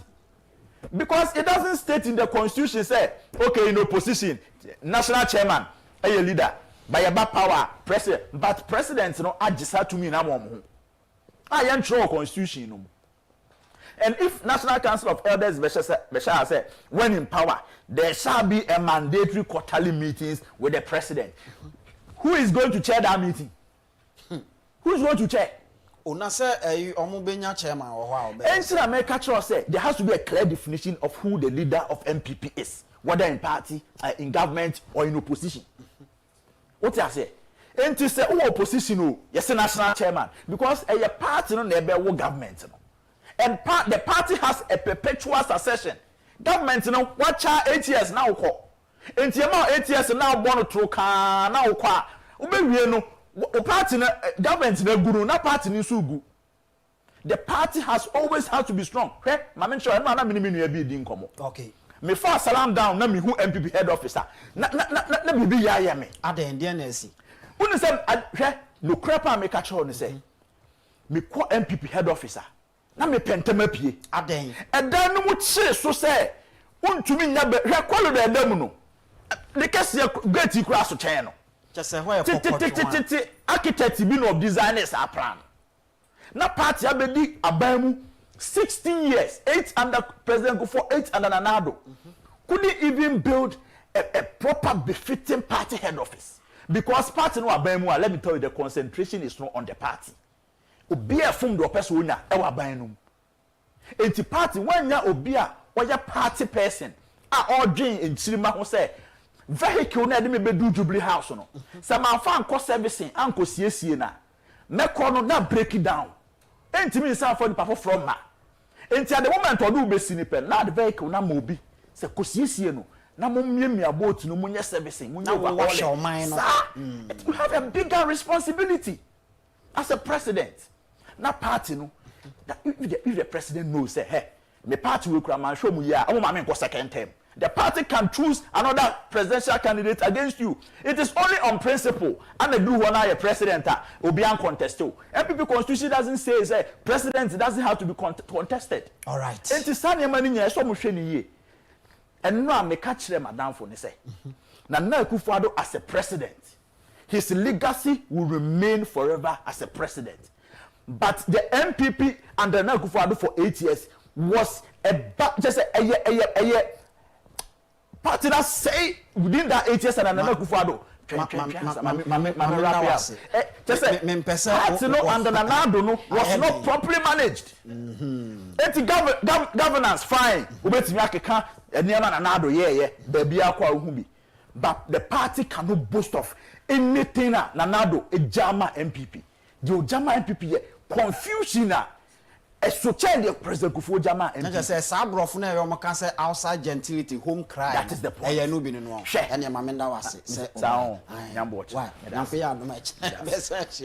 Albert Asmani the politicals are na mene no edi enkomo, that is Ghana enkomo e was sinipe dwumedie so ebra so say big interview no eba so na enne nipa watena say ma mene no eba bedi nkuta ho ye bedi enkomo eye Abamfo appear every central region na oko central region ye infimfini mantemu a ono na oye in charge of operations edema Kennedy Ohene Agyapong ne campaign no ono na obehwe so ewo ho ama niema akọ nanim enti ono na mene na hia ye bebo nkomo na afa ye timi akọ ne brebem na se ye ka fante a ye be ka fante was here down ko baby a yebekọ ne sa house akra no de beba enne meni abre bruta ya mene no ede ebe rentam so abusuama meni wundi Heart Builders Real Estate ho enkomo se baby a niama ekeka ko no se wanhwe ne yie na wa mpe baby papa aunt na amambuo no entimi mfa baby papa mrew ema wontena na yen a yaje ato ye ho so se yebeboa ma wanya baby papa atena Heart Builders Real Estate. Heart Builders Real Estate. Ya share ya juma senye ne no kre ne se ya mo obi akro no ya juma ye muda. Asase a ya de man nkofo nso ensuo mfa obi a we asase so. Esan se baby ani partner ho na yen Heart Builders Real Estate. Ya de be ma ama watena. Na yesan so ewo adan ya complete houses. Ye were 2-bedroom apartment, and as a 2-bedroom house. Ye were 3-bedroom house. Ye were 4-bedroom house. It ranging from 250,000 Ghana cedis up to 450,000 Ghana cedis. Me pacho no krene se onsa ken bia beboa pa. Na ye no ye ma okwan ema wutua fa na fe ni aka no 6 months na wutua ne nkakra. Ye won sase e wo Shy Hills. 2,500 Ghana cedis. You sit to 13,500. Now for shase build your project. Now 6 months we to ya aka no kakra. Afi se udru ningo pram so asa pepe enetie. Na odu ani kiremu ewo ye chopoli so a. Ye won sase buburuja. Mo a mo pen sase ebie enwuma ahodo ma Ghana fo nsa tumi akoma no. Mo a mo pe eye sase asi eye eniama ahodo bebre no mommra na fe yema mu bi ubetimi ape ye kira kwan ewo Ashaman Kakito Divisional Police Station no yene no enedi nhwane mu freye ni eni nkomo ewo 0241 665200 0241 665200 and afe 0540 226276 0540 226276 Heart Builders Real Estate. Yen ene adwene ho se ye be ma odan papa ene asase papa atena so ebra so se mene abanfo apia edi enkomo na fe ye toa so eko yenim opani bibia aboko de aja Yesu adom bibia aboko akonwa na wote so no eso ohye ana eso onwunu papa eso ohye eso ohye won okay ene o yesha wonti metra se eso ohye de a se o ma okuku eyidu papa nyesa ohye no betimi epijawa kotu baabi Yes, you am penisa. Na baby are free by hot say. Oh, yes, I do about that Roma. Yanko pon the wine of. Dedi kan infini mantemo ye nyina ye guso se National Delegate Conference baso una infini mantemo ba enkomo ne say wo mo ba wo mo mma anase enkomo a efa ho ne say. I'll pay me that. Edi kan no maminchia agona west. Me nko ma agona ma ahemfo. Edi kan okofo katechi yakoeku. Agona yakrom. Msafisi ya kwambo first week in August and I'm paso edamwase ene mia eba post PhD in fact edwuma wo bo wa akra ho no ede amiase pa yero ho ye ne ya na wechi ya hwe support you eto so ebien membra the constituency executives led by Chairman Tanko chairman we bring chiawo ene we secretary ne wo ada executives ne edwuma dema moye opening membra fom Agona West there's a problem but party ne yes wa do ma hoden ho na ne ma bi wo ha enko yie but we say ne na chairman we take a bold decision bi for the interest of the party because unity that's the key for this 2028 election aye ne aye plan sini pay ma me so akasa na ne ma bi enko yie ade na enko yie wow we should 2024 now before primaries Agona was become the infamous constituency the whole Ghana so okay all the constituency primaries were we na ka Agona West. But my political antecedent kakra wa Agona West koso your first parliamentary candidate obey MP wa Agona West friends am Robodai yes no fi Agona Yekrum Anthony candidate one or the Samuel rather Kweku Obodai okay odin for 3 times so 2012 no lose seat in the man Obinkum from lawyer. The other side lawyer good and I'll buy you know about 2016 no now I say we need a fresh candidate it's when ya mama Cynthia Morrison we fighting against all the lots then she won so only 2020 we go second term no and now issues started within the constituency so would I try to come back because border consultation be a course you know would I start we call prime minister former MP first parliamentary candidate MPP MP we are going to wait so 3 times or converting committee almost he doesn't qualify mas I'm telling you about or converting committee, there's a letter, faceless person. So Abuda doesn't qualify to become, even to meet the panel, the vetting committee was central region. And in fact, maybe the autumn could have way when we can. That is Siama, Abuda now sorry, no one say yes. Into the Siama, no, on personal issues, and be seen before the panel. No. Mas come, there's a certain guy, or disappointed candidate who lose last election. He was the secret behind the letter. A certain guy, or your I'm gonna say PC. What's the name? Chris George Water. He was a secret behind the letter. And then I want to say, Okofa boy, I don't even walk of vet and boy knows your body in China, or no, but I would do in common. No, petty boy, didn't share letter. I can send a letter to you. Some of the yes, from your group, he's my family member. Juma Cresata, yes. What you say? Until I no fight for your own or struggle, yeah. Now before I call RCC for betting, no. Not the same guy. Was a some boy say go RCC junction, so what I do I won't humiliate no. But before he think I have thought that. Because I was managing over that. Now didn't him. Oh yes, until I realize that nobody I don't know what grounds for. To want to say that. Again, Abuda Akwewe Ayoshi was on the mandate to Cynthia Morrison. Ya cost struggle you win power. Fast forward 2024 election. There's a certain young man. Party no. So our constituency will be our struggle power. Agyapong, former constituency chairman. Yes. He has been through the mill, starting from the police station. Obey deputy youth organizer, obey youth organizer, obey deputy organizer, obey main organizer, obey constituency chairman for 2 terms. Yes. Under his leadership, any year 2016 election. So you can't dispute that fact. I don't think do one more election. There's another letter. From where the same person says he doesn't qualify to be on the panel. Agyapong doesn't qualify. Ya come. Na say the same what the secret behind it. No go fire young boys at least what the nature or support no didn't kwashas. And tonight say Agyapong fight for your own. As be do party headquarters or place in junction. In your own shame never say wala Agyapong or contest the prime minister. Masa, na me be say me a simple question. About last promise. Call Ben offer Chairman Tanko. Me be offer Chairman Tanko agona we catch no. General secretary. Yes. Say offer Chairman Tanko. Problem about when be party in Anefi. JFK. He doesn't qualify to be a general for this MPP party. Who seen the pain? Oh yes. Now the rich general secretary of party me didn't go no Dambo no if it's the less John Godu what the JFK compare me. No no kasa kra. JFK doesn't qualify to be a general secretary of this MPP party. He has caused the problem of this party.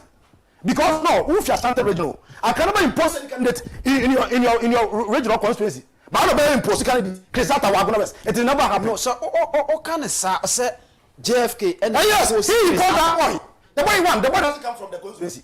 Or fine, I can follow, especially I gonna follow a Libra, reserve. Then hospitality, we are good at it. Okay. Whoever comes and obey man. And bear in mind, I gonna was Sweden. I bear the commercial town. So about 5 they eat from sure. Because of the commercial business. Sure. Now shall be this young boy here, 2016. The paramount chief of Fiacrum, oh, Emena. But what you to say about the ballot box? Yes, I go forget the Chiaku. Who asked? Papi of your on terms of the ballot box. That the most annoying part. Mark election for 5. Since was the last person, I mean, no problem. Who will take you over? We have 240. The next person, Ben Yambwa, he had 221. The next person, you also know too, he had 168. Kojado fourth, 155. Then Yamba missing Taboris, 153 or so. Who we are? I'm going to was delegated about 1009. Who we are? Oh, consider one man say, okay, 240. No, what fee? 1040. My master Beckham. If I want to talk about Baba Nibi, no, there's also no age. Let me tell you something. There's one boy called Evans, no, Tinkron rather. Where the party more than 20 years. Now, because I want 2008, now what party be? When I'm sure to ago, no party will now. Where the party with 30 years old, who buy a was obeying on Panity. So he formed a parallel team against the executives. So since the morning, I know ya will lose promise. I won't perform. Okay. Mene abanfo apia ena mene no AD enkomo. Na ono in charge of operation edema Ira Kennedy ohine Agyapong ne campaign team was Central Region mfimfini mantemu nkomo ana yedi na ono no ye obi a ofri Aguna West constituency ni mu ya Aguna Swadro ena ye na hinkro eho na ofri a waba nti ene nkomo no enya asem keto akra na ne nkomo a woka enyina ne se issues a aba ewo eye Aguna West nyina no eye Cresata ene cause sa ade no now eniama a wabobo so se esi ni ade nyina no wetimi asi ni pen aka kyerem se Cresata ene ye mejetum now Cresata party no eja no kwan mate sa asem no na mote ye no I mean dia na esi wo ho osegbu aba ana awere ho aba fantastic me that's it the papa you feel Opa, you calling segment. Now, to your community response. My brother, just he became like a team god within the constituency. As one of the constituency police, he sent them to court. Now, why no intolerant? What I say? Yes. Now, I want to know this. I didn't do one. Now, Mr. Noma, my main cousin, Mr. Noma. After 2020 election, Cresata be here meeting or Hacho. Our position now. Where you saw auto. What can Mr. Onoma? Yeah, former MC. They come and never. Who did not you knock around? Some of them are meeting. We are party man to say one campaign. Who did not? The same boy or be a meeting or Hacho. I'm saying it on record. Who is Chairman Tanko? Cresata. Also, 200,000 or picking five districts was Central Region. Boy, I got him and I was small boy. I brought him into politics. My friend Oscar, sorry. What's what to Mr. Man saw the boy when it. Wouldn't damage our cost, wouldn't have. Mr. Be a meeting or Hacho. They should call and ask Chairman Tanko. Or so bet you 200,000 Ediama. Or the map, same position will be not people who are bargaining for it. And through a constituency will provide a selfie constituency, you have money, they will give it to you. So the man want to head from to Hacho or be a meeting. Nana was when him say upon a meeting here, a good friend of mine. Or bargaining 5 districts was Central Region. That's in Temo is now one smart. That may be a 10 now, so no we. Kota must start to say, no, no, Obabe. Mr. Man, I'm telling you today, me see who position now do here wadam dem no he was ready to pay 200,000 Ghana cedis and body position him was Kasare challenge me into my brother boy and be as class in Indiana if JFK now when him say na some suspended no JFK ya bukuduru wa fa constituency chairman wa say secretary say one bra kra share prior to election some October constituency secretary to preko was suspended with no reason JFK Antonka go to Aguna East constituency secretary what to abamano massa almost 3 years ni monthly allowance was society not man but in Canada one for JFK more than 1,000 times a lot of petitions JFK Kasano but in now so up election JFK started February no what kind of party are you running or administration that you are running and I will be on party man JFK how old are you what's all who is a hoodies so we do hospital but visit Kwasafana party a rich party like MPP with a good tradition we are not party go to so far go you won't say no what's your party no there's a man in Central Region let me tell you Blanson, what are your communication at? I swear. So when just because I'm from this time. Because Japan is sick and tired of some seminar and their course. No, must attend the DM go say, "Aden, this is your politics." Na Japan be ya. Na kasan po betu akeke Japan once mana. Ma ko emunti mo meeting. We don't against say Dr. Mahmoud Bawumia oba a competition of ideas. Dia obetu my idea mo mine no, not necessarily helping people. And they say be who disagree with somebody. Won come can say be true from no. But wo Blanson, Aguna is saying na Blanson number 1. Na never the whole central executives. One day when man say we be share wakra ha, no one promise. E be major properties dey ko one region no. One was the promise. Central executives. I challenge one. One chairman then Ronaldo buy obey president with under 8 years of Ronaldo leadership. One chairman prepare about central region. Not even one. Oh my brother, what are you talking about? Consider the nature of the road from Apam Junction, go see Abosu. From Suedro, Akwesikuma. What is happening? I don't see a party in many manner. Now there's opportunity coming. Our party no with one voice between your power bill. Now more so money and some call ya. So Tescom for Mamika Siminche on the catcher and I'm in you. When you say Tescom upon the day and Tescom voting right away one pay. Check it. Now, most will have a conference. Conference we invited Tescom for Mama on 3 slots. Shedabolic was idea way you. Nasa coordinator. Chairman, then secretary. Nasa coordinator a buy constitution mutambe. So invariably, one slot is already dedicated to them. It's not from 2017. No, Nasa coordinator when of an Yakumia or Nasa coordinator. When was offered by Nasa coordinator? He's a Muslim, so automatically someone in Yako. And again, who call Nasa chairman of an Tescom chairman or a Muslim? I am for a vote in Yakubu. Into the park was still a man walk on a year like a can walk away. And a provision now on the corner. So I thought bottom down approach in one Yambra. Yeah. And you really know. So arguably, he tells you that they want more and when himself want to find Yambra. But what do we see and Congo we are Yambra into the Yambra. One about na say we tell us here. We said that we see now who flow and now what is the who roofing. Now who do one it is national organizers we nya dying AC. No. Is it okay? National. Oh, who is he? My brother, party no some go from Marseille and I Dr. Mahmoud and my role. Because my uncle or the mate. So I know the man, I knew him 2008 way back. This guy can never give Dr. Mahmoud power. Now Dr. Mahmoud so is smarter. On this and say why I say 2024. Then the people would in then they won't watch woman. What is happening? Because certain characters are running man. Woman who you say no the any part at oh my brother. Says a party mama ye pen me am say me fi man ye ko. No, we call ko ye ba to aba. I'm so honorable organizer for 2024.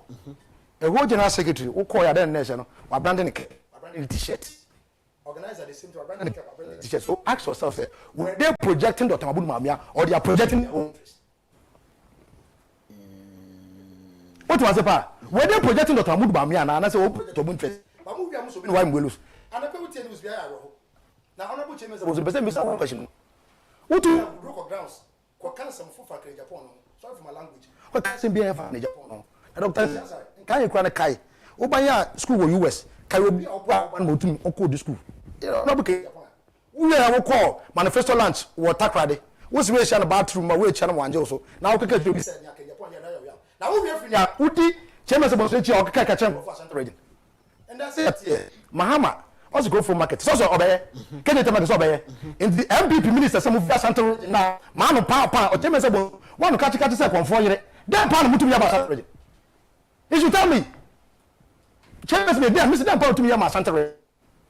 Now because of running me to Bentia.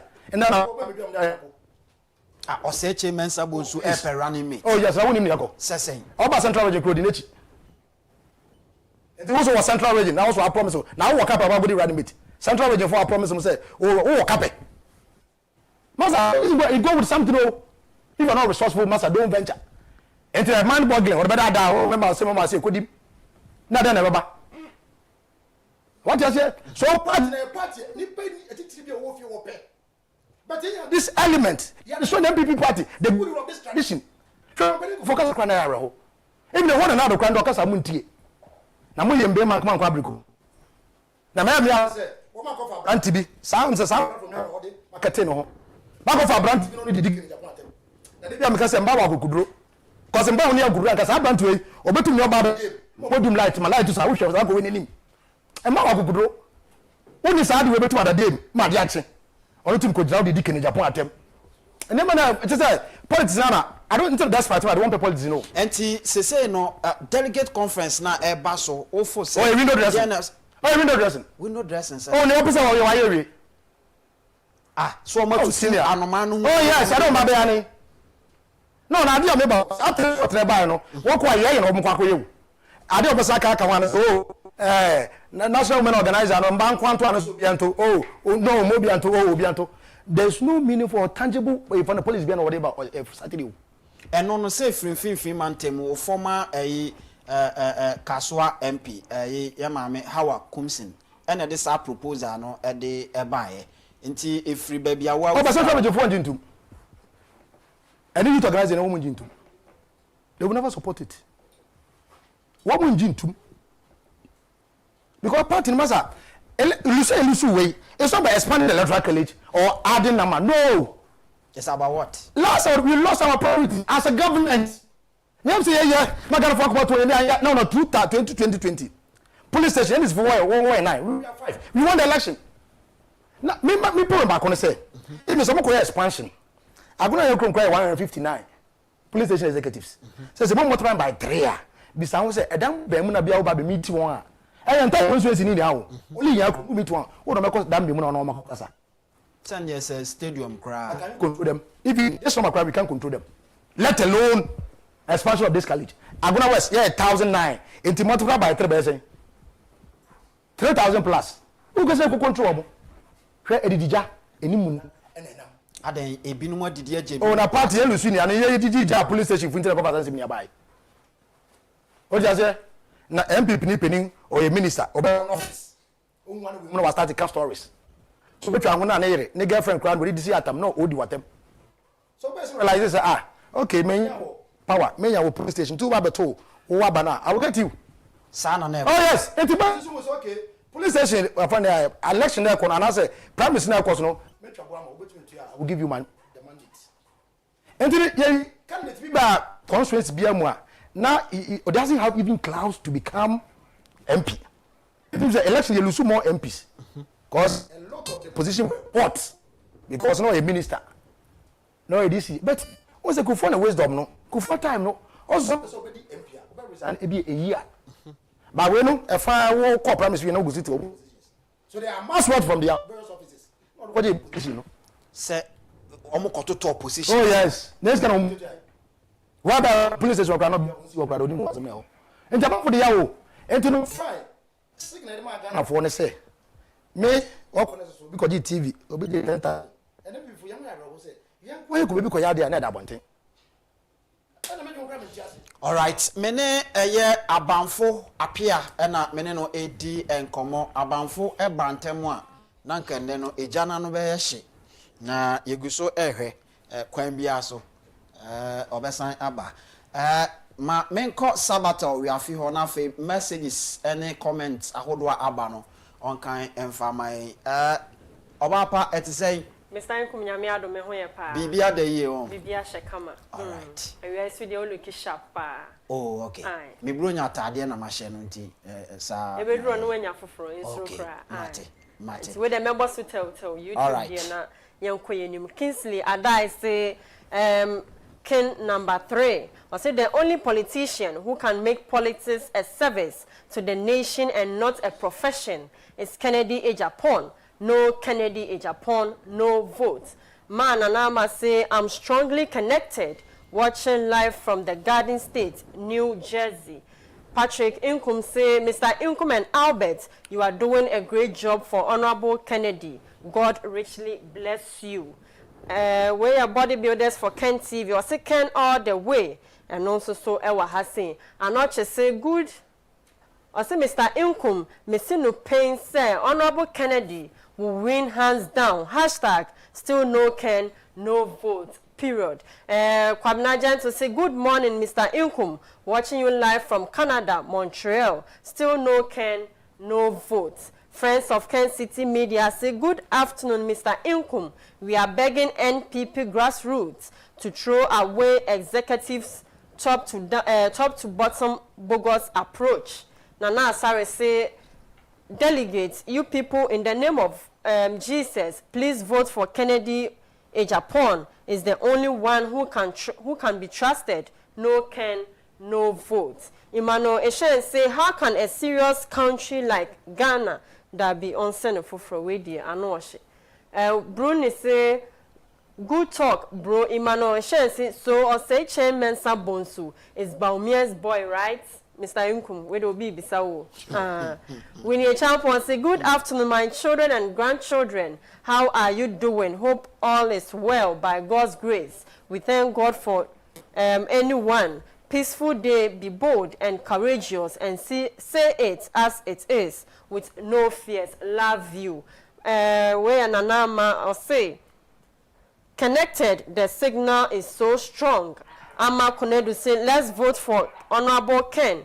Christiana Kodja say, Mr. Inkum, no size. Where see Emmanuel Inti or say Ken is Ken. Junior say, let Ken be Ken. Hashtag 2028. Nanaya say, please delegates reject the top to bottom approach because the current corrupt leadership will not continue to control the party.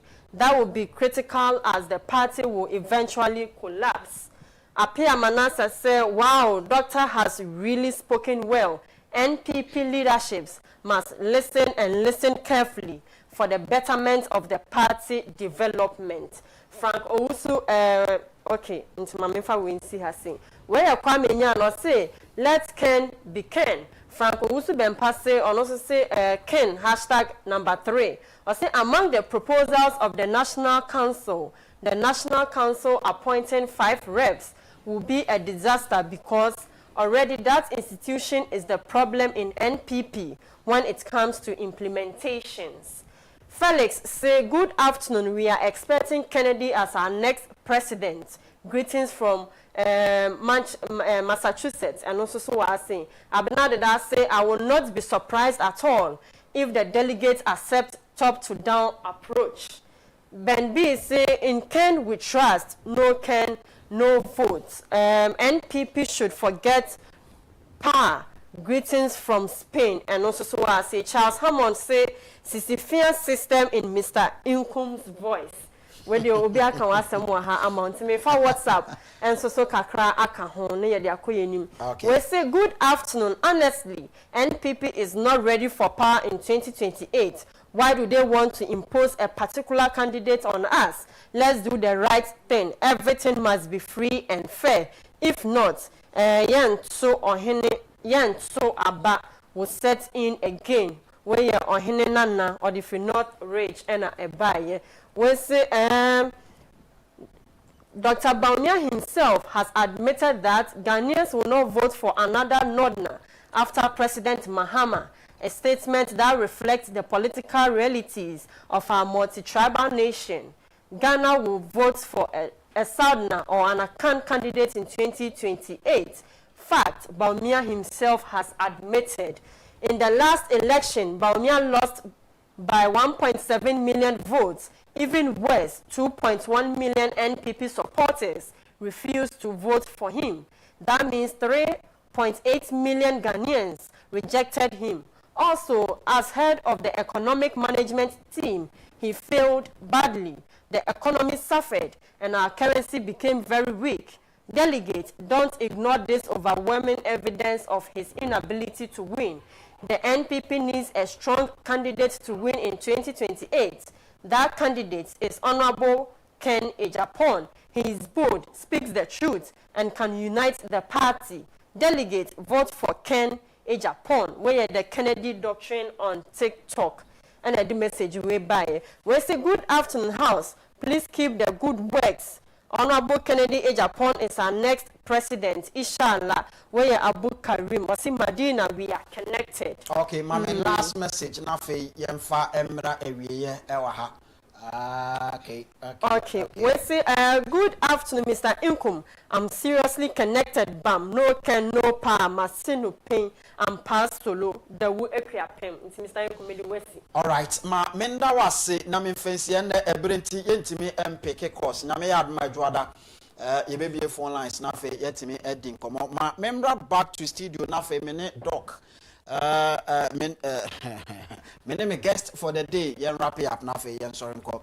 Openi enne no nanke fireworks na me adoma ye behwe na fe wasan apebre amaye sanse amanfo eni age ho papa. Now ye kono aseme na wo ka kire party ma in 1 minute sanse ntwa mudi ye in 2024 no na emu hu se mo am party ma 2.1 million antwa ba ma mo no edin bien na wo ka kire Ghana for any party ma especially me that say party dey once we boje but we dey want to me jai ana if you know o de va na fi ye be siesi se do ye wo fie yes ya ho yare na ya ba na ya ho yare na yes ni kwan say yes yare bi fi as afasi ni tinkro adu mi aso na wo kra betu mi aso so a na beti mi aso so a wo so se sa na bibia koye na assemble akoma catch party for India say there is hope and the hope being you be in second in Japan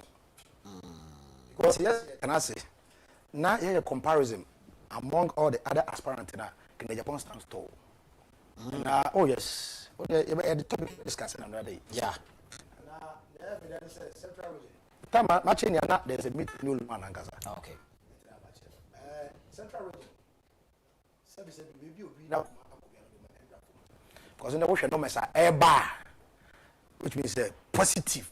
Because unlike 2023, 2024, no, and nobody was true, so they will win him.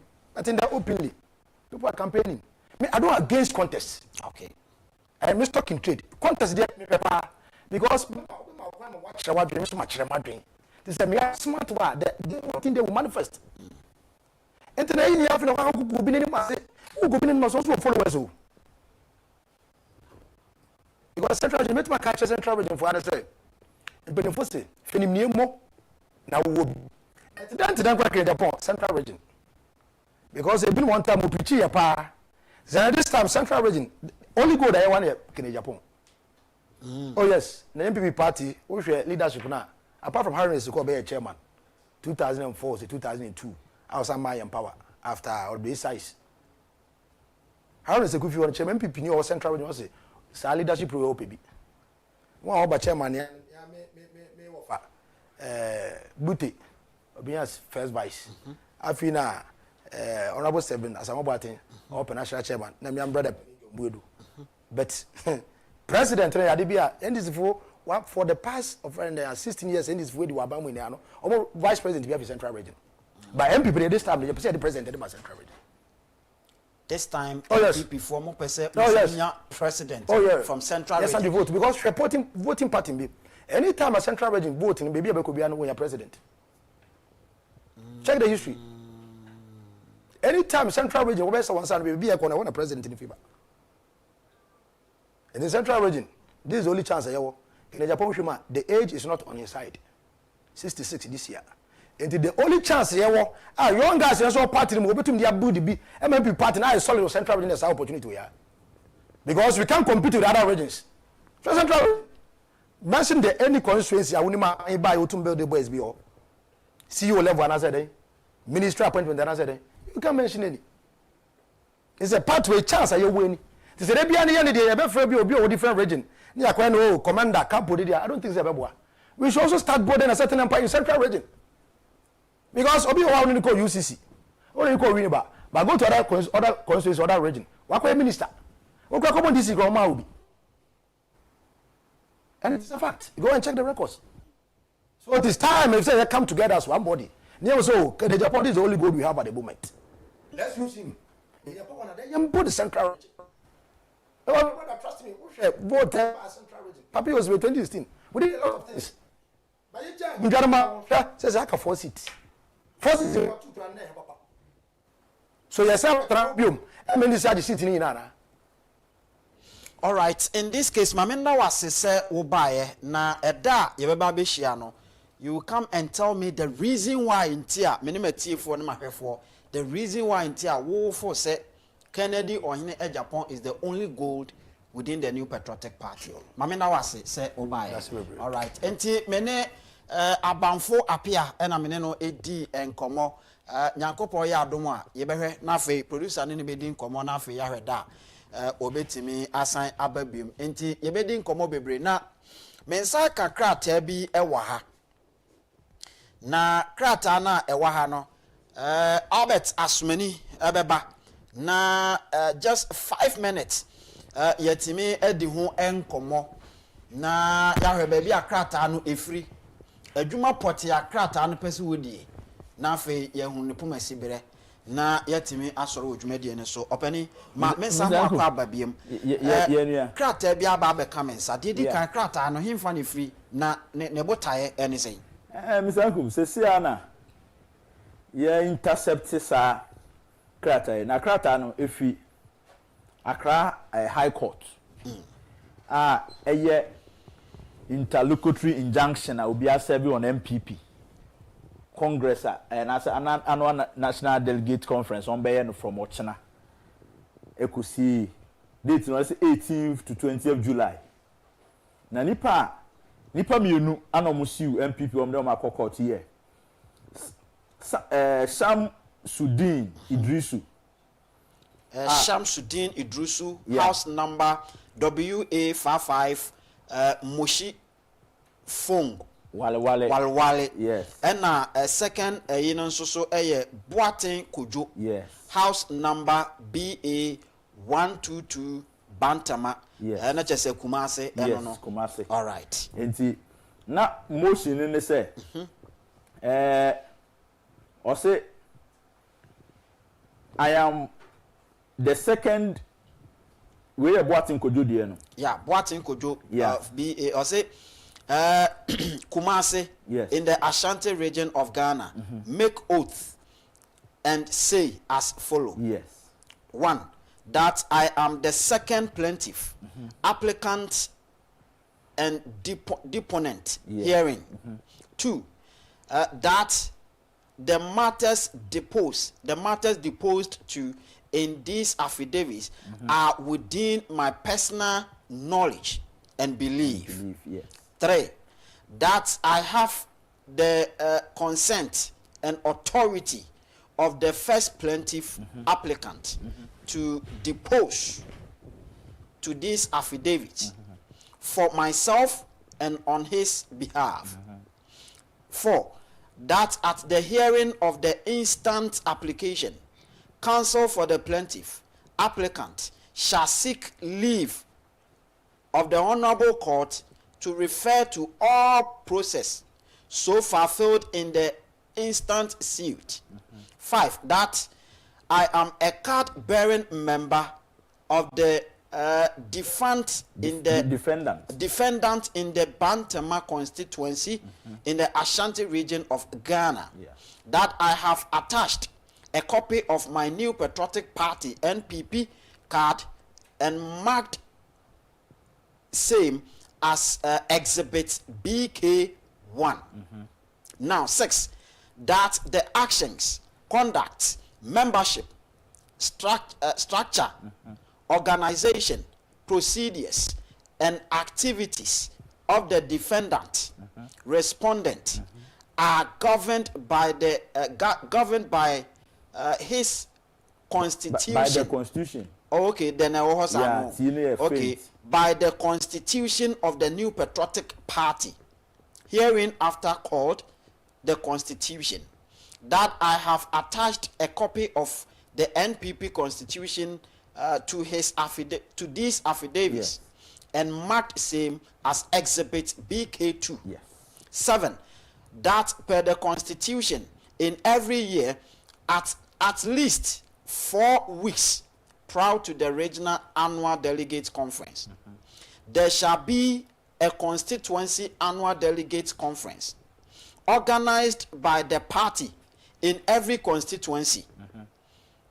8, that per the constitution in every year at least 4 weeks prior to the national annual delegates conference, there shall be a regional annual delegates conference organized by the party in every region. That the constitution, that the constitution further provides that the national annual delegates conference shall meet once every year, at least 4 weeks after the last of the regional annual delegates conference. Enti niama makum kunye di Kenya maboboy so you know. Etre se ansana yabeka se empeniphobia yabobo mudin e wa ha de di kan eye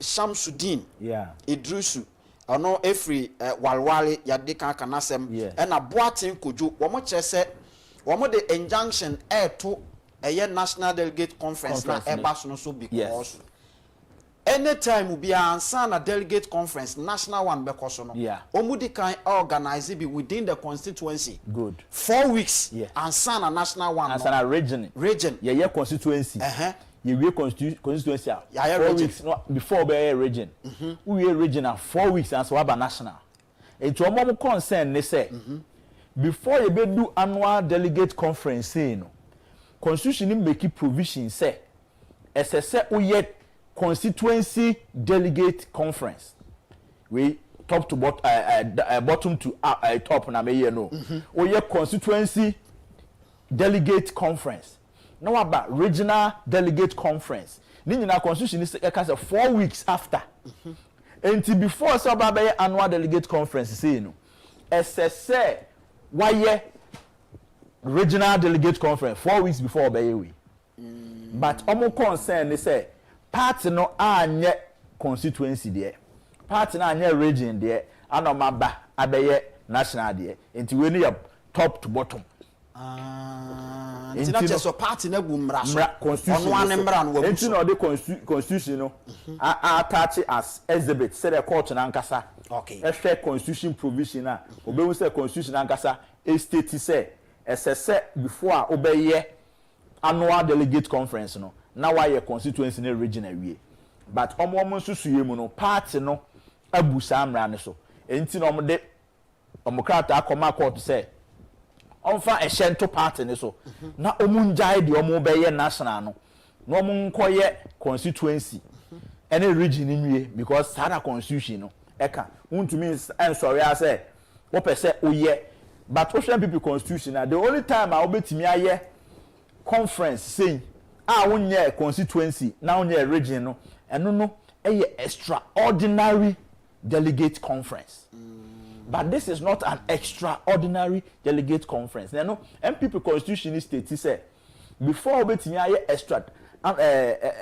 extraordinary delegate conference no as I say open notice 7 days to time it is be and the party to no money say who be here say yeah conference but you ntimi go through constitution ni na all can there as I say eno no ye hia na ntamuntin within 7 days as I say serve notice no na okoye but one this is conference didn't come under an extraordinary delegate conference whereby I have to issue the notice 7 days to time but I go through the normal annual delegate conference but before betting annual delegate conference MPP constitution is say as I say we constituency delegate conference your region delegate conference and 4 weeks after then you go ahead to do national delegate conference all right enti na chese omobu emra so enti so omujai enti omo baako ewo fi Kumasi High Court baako nso fi Accra High Court okay na me enti ya manya na say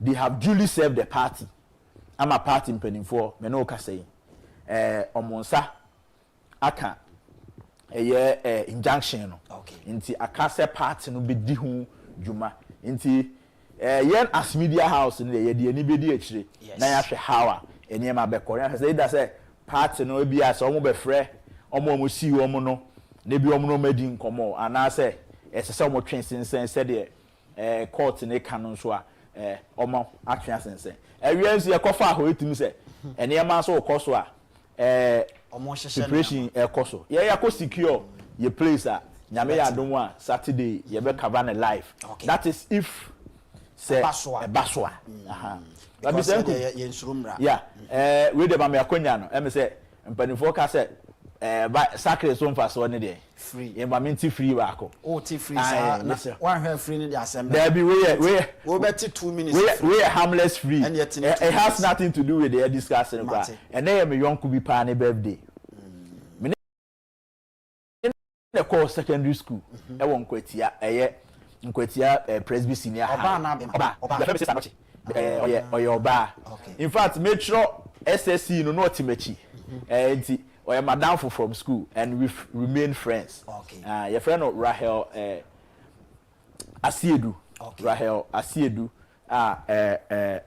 oya juma wo atibie Rahel Furu Asiedu em say ono na other TV no so kama Masha o share ring enti no menka share na wo church nsem say o share no you any oya midwife and o in charge antenatal department ewo Kwo government hospital enti ene me man awodapa oya she's a very nice person won say me dey we are midwife and say nurse ni am phone ni agro won ye me nkrofo enti oya wa no am de na ko no am the special treat and one chim bebre no awo ye jawa wo de send be fie abusiama ye fancy anafe ye sori nko emra tabo na enenam no enti de be sibia no kwan bia so lawyer Kwaku Amodate etiase na Kennedy Ohina Agyapong etiase na New Patriotic Party tiase de baby I be kan se yenko bia no ye de akire na yakoye adwuma e de asom ye man ye fra me Anthony Kofi Inkum Daddy